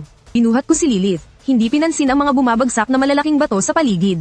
At mabilis na tumakbo papunta roon. Pinulot ko ang kristal na ubod na kasing linaw ng isang deep sea sapphire. Mainit ang kristal sa aking kamay. Sa loob nito, tila may isang maningning na kalawakan na umiikot. Naglalabas ito ng isang dalisay at malakas na aura ng kaluluwa. Nang mahawakan ko ang kristal na ito, isang linya ng impormasyon ang lumitaw sa aking isipan. Soul Crystal Core. Epekto, lubos na pinapataas ang imitasyon ng lakas ng isip at tibay ng kaluluwa ng amo. Maaaring payagan ng isang mortal grade na amo na may sapat na lakas ng isip. Na mas maagang buksan ng Beast Tamer's Void. Naging mabilis ang aking paghinga. Beast Tamer's Void. Iyon ay isang natatanging kakayahan na para lang sa mga amo na umabot sa spirit grade. Nagbibigay daan ito na lumikha ng isang hiwalay na espasyo sa loob ng katawan. Hindi lang nito pinapayagan ng alaga na magpahinga at magpagaling. Nalubos na nagpapabilis sa paggaling. Maaari rin itong gamitin para mag-imbak ng mga bagay, napakaraming gamit. Ang maliit na kristal na ito, ang halaga nito para sa isang mortal grade na amo ay hindi masukat. Ito ay isang hindi inaasahang napakalaking gantimpala. Boom! Isang malaking bato na may diametrong ilang metro ang bumagsak mula sa itaas. Wala na akong oras mag-isip. Mas hinigpitan ko ang yakap kay Lilith. Hawak ng mahigpit ang Soul Crystal Core sa aking kamay, sinabi ko sa aking isip. Teleport. Nang muli kong imulat ang aking mga mata. Bumalik na ako sa pasukan ng Swarm Nest Labyrinth. 12 ng mga tauhan sa pagsagip na nakasuot ng puting protective suit. Ang mabilis na pumaligid sa amin. Isang maliwanag na sinag ang dumaan sa aming mga katawan ni Lilith. Ilang portable na life sign. Monitoring device ang umugang ng mahina. Mga komplikadong datos ang lumabas sa screen. Report. Ang vital signs ng target ay stable. Malaki ang nagastos na lakas ng isip. Maraming soft tissue contusions. Sa sandaling iyon, isang matangkad na figure ang dumaan sa gitna ng mga tao. Ang dumating ay si Zhangdong. Ang kanyang mukha ay puno ng hindi maitagong kagalakan at tuwa. Sa wakas, ligtas kayong nakabalik. Binuhat ko si Lilith at tumingala sa likuran. Ang dating madilim na kuweba ay tuluyan ng naglaho. Tanging isang patag na pader ng bato na lang ang natira. Sarado na ba ang pasukan? Medyo paus ang boses ko. Tumango ng mariin si Zhangdong. Ayon sa aming monitoring, itong hindi matatag na bagong dungeon ay tuluyan ng nagsara. Hindi magtatagal, isang bagong matatag na Mystic Realm ang mabubuo dito. Kinakatawan ko ang buong Linyuan City. Para pasalamatan ka at ang iyong alaga sa inyong natatanging kontribusyon. Ang mga rescue personnel ng City Guard sa paligid ay tumingin sa akin ng may paghanga at pag-usisa. Nagpatuloy si Zhangdong. Alam kong pagod ka ngayon, pero kailangan mo pa ring ilarawan ng maikli ang sitwasyon sa loob ng dungeon. lalo na ang impormasyon tungkol sa huling boss. Ang mga ito ay napakahalagang datos. Binuhat ko si Lilith at maikling inilarawan ang sitwasyon. Ngunit ang ilang salitang iyon ay nagdulot ng malaking kaguluhan sa mga tao sa paligid. Isang tao lang ang mag-isang pumasok sa isang pugad na may daan-daang halimaw at pinatay ng mga halimaw ang isa't isa. Ang tingin ng lahat ay nakatuon sa demonyong mukhang mahina at natutulog sa aking mga braso. Ang kanilang mga mata ay puno ng pagkabigla at paggalang. Kahit si Zhang Dong ay hindi mapigil ang mapasinghap. Ito ba ang lakas ng isang legendary grade na alaga? Talagang isang nilalang na higit sa karaniwan. At itong binata, sa harap ng ganitong sitwasyon, nagawa niyang kalmadong suriin ang kahinaan ng kalaban at perpektong nakipagtulungan sa kanyang alaga. Ang ganitong kaisipan at tapang ay nakakagulat din. Magaling, bata, tunay ngang isang batang bayani. Puri ni Zhang Dong. Sa sandaling iyon, lumapit ang pinuno ng medical team. Walang malubhang problema ang estudyanteng ito. Kailangan lang niyang magpahinga para maibalik ang kanyang lakas ng isip. Bagamat mahina ang kanyang alaga, ang mga sugat nito ay nagamot na ng healing potion. Kailangan lang ng 2 araw na pahinga para tuluyang gumaling. Nang marinig ko iyon, ang aking tensyonadong nerbiyos ay tuluyan ng lumuwag. Isang malaking pagod ang bumalot sa aking buong katawan. Ligtas na, walang nangyari kay Lilith. Nang makita ni Zhang Dong ang aking pagod na itsura, hindi na siya nagtanong pa. Tapos na ang trabaho dito. Umuwi ka na at magpahinga ng mabuti. Maghanda para sa darating na college entrance exam. Huminto siya sandali at idinagdag. Paalala lang, magkaiba ang takbo ng oras sa loob at labas ng dungeon. Pakiramdam ninyo ay kalahating araw lang ang lumipas sa loob. Pero sa katunayan, 2 buong araw na ang nakalipas sa labas. 2 araw na pala ang nakalipas. Naintindihan ko, dahil normal lang naman na may mga dungeon na iba ang takbo ng oras sa realidad. Tungkol naman sa iyong gantimpala, ang tubig ng bukal ng impyerno. Magpapadala ko ng isang tao para personal itong ihatid sa iyong bahay. Pangako ni Zhang Dong. Salamat, Hepe Zhang. Tumango ako. Gusto ko na talagang umuwi ngayon. Masyadong maraming tao rito, hindi ito lugar para magtagal. Kailangan kong umuwi sa lalong madaling panahon. Sa isang ganap na ligtas na kapaligiran. Para ma-absorb ko ang Soul Crystal Core na iyon. Ang ganitong kayamanan, kapag naging sarili mo ng lakas. Saka ka lang mapapanatag. Pagbalik sa pamilyar na apartment, maingat kong inilagay si Lilith sa sofa sa sala. At tinakpan siya ng manipis na kumot. 2 araw na sunod-sunod na matinding konsentrasyon at labanan. At ngayon ay nakapag-relax na. Hindi na ako nag-abalang maligo. Nagbilin lang ako ng ilang salita kay Lilith. At pagkatapos ay humiga sa aking kama at mahimbing na natulog. Kinabukasan ng umaga, isang mabilis na tunog ng komunikasyon. Ang biglaang gumising sa akin mula sa mahimbing na tulog. Medyo tuliro kong kinapa ang communicator sa tabi ng kama. At pinindot ang answer button. Isang malinaw na boses ng babae na medyo galit. Ang agad na narinig mula rito. Ikaw na bata ka, 2 araw kang hindi makontak. Alam mo bang nag-aalala ako sa iyo? Ito ang aking kapatid na si Lu Wani, na nasa malayo sa Imperial University. Kinuskus ko ang aking inaantok na mga mata at mabilis na nagpaliwanag. Pumasok ako sa isang bagong dungeon. Magkaiba ang takbo ng oras sa loob at labas. Imperial, nang marinig niya ang paliwanag na ito. Unti-unting nawala ang galit sa mukha ni Lu Wani. Pinalitan ito ng matinding pag-aalala. Nasugatan ba kayo ni Lilith? Ayos lang ako, medyo naubos lang ang lakas ng isip ko. Umupo ako at sumandal sa headboard. Pero si Lilith, para protektahan ako, sinalo niya ang atake ng boss na halimaw at medyo nasugatan. Hindi pa natatapos ang sinasabi ko. Isang anino ang tahimik na lumitaw sa tabi ng kama. Inabutan ako ni Lilith ng isang basong maligamgam na tubig. Ang kanyang maputlang mukha ay medyo namumula na. Sa kabilang dulo ng communication screen, si Lu Wani ay nakita rin si Lilith. Ang kanyang tingin ay naging mas malambot. Lilith, salamat sa iyong pagsisikap sa pagkakataong ito. Salamat sa pagprotekta sa aking pasaway na kapatid. Ito po ang aking tungkulin. Bahagyang yumuko si Lilith at mahinang sumagot. Tumango ng may kasiyahan si Lu Wani. Pagkatapos ay nagbago ang usapan. Muling bumalik ang kanyang tingin sa akin. Kumusta ang nakuha mo sa dungeon? May nakuha ka bang magagandang bagay?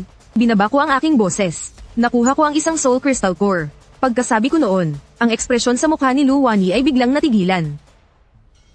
Matiin siyang nakatitig sa akin. Mabilis na tumaas baba ang dibdib ni Lu Wani.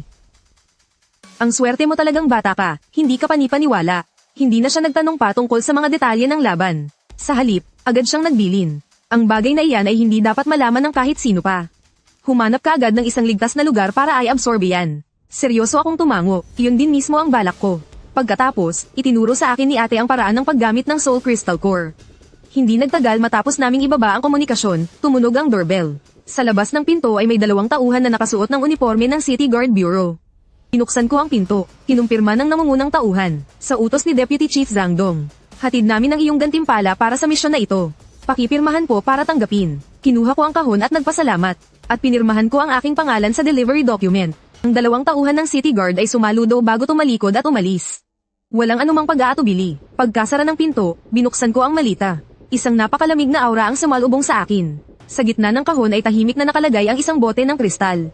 Naglalaman ang bote ng kalahating itim na likido na parang tinta. Tila may umiikot sa ibabaw ng likido, na isang manipis na itim na ulap. Habang tinitingnan ng bote ng kristal sa kahon, hindi ko maiwasang makaramdam ng kaunting emosyon. Para sa pag-angat ng kakayahan ni Lilith, ang tatlong pangunahing sangkap na kailangan. Sa wakas ay nakuha ko na ang isa. Napatingin ako kay Lilith. Ibinigay ko kay Lilith ang tubig ng bukal ng impyerno para itago. Pagkatapos ay huminga ako ng malalim. Inilabas ko mula sa storage bag sa aking baywang ang Soul Crystal Core na iyon. Matapos ang isang gabing pahinga, ang aking lakas ng isip ay ganap nang bumalik sa kasagsagan nito. Ang katawan ni Lilith ay magaling na rin. Maaari na siyang magbantay sa tabi ko. Ngayon na ang pinakamagandang pagkakataon para subukang buksan ang Beast Taming Ruins. Naupo ako ng nakadekwatro sa sahig ng sala. Inilagay ko ang Soul Crystal Core sa aking palad. Ang kristal ay maligamgam sa aking kamay. Sa loob nito, tila may bilyon-bilyong bituin na dahan-daang umiikot. Naglalabas ito ng isang dalisay at makapangyarihang aura ng kaluluwa. Kinakabahang nakatayo si Lilith sa gilid. Hindi niya namamalayang nakakuyom ang kanyang mga kamao.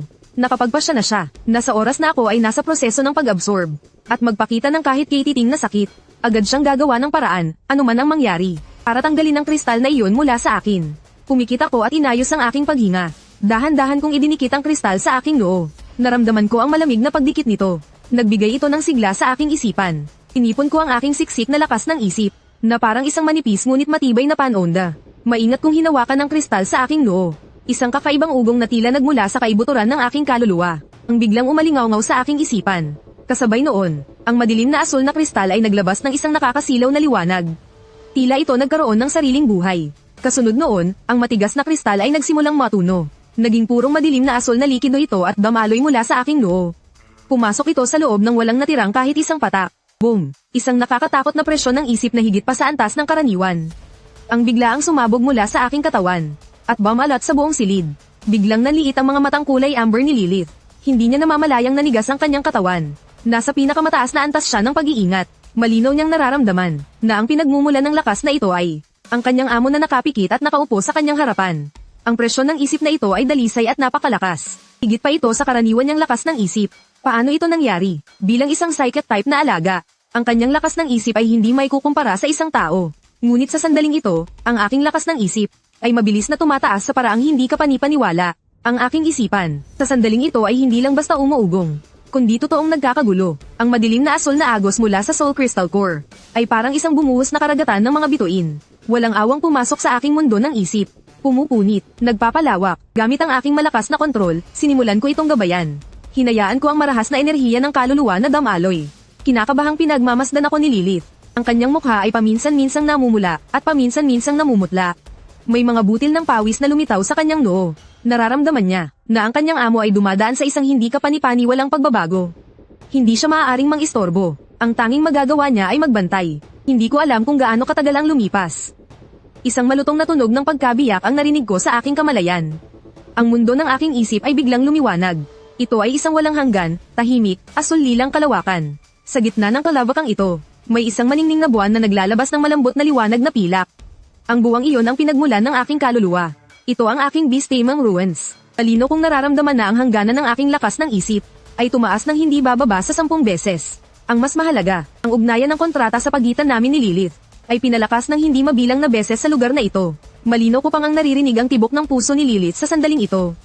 Puno iyon ng pag-aalala, kaba, at isang pag-ibig na nakatago sa kaibuturan. Sa sala, ang presyon ng isip na sumabog mula sa akin ay unti-unting nawala na parang tubig dagat at bumalik sa aking katawan. Dahan-dahan kong iminulat ang aking mga mata. Sa kaibuturan ng aking itim na mga mata, tila may isang ilog ng mga bituin na dumadaloy. Sumugod si Lilith sa aking harapan. Ang kanyang magagandang mata ay balisang tumitingin sa akin. Tinitiyak kung ayos lang ako. Habang tinitingnan ng kanyang magandang mukha na puno ng pag-aalala. Hindi na ako nagsalita pa. Inabot ko lang ang aking kamay at marahang kinurot ang kanyang pisngi. Huwag kang mag-alala.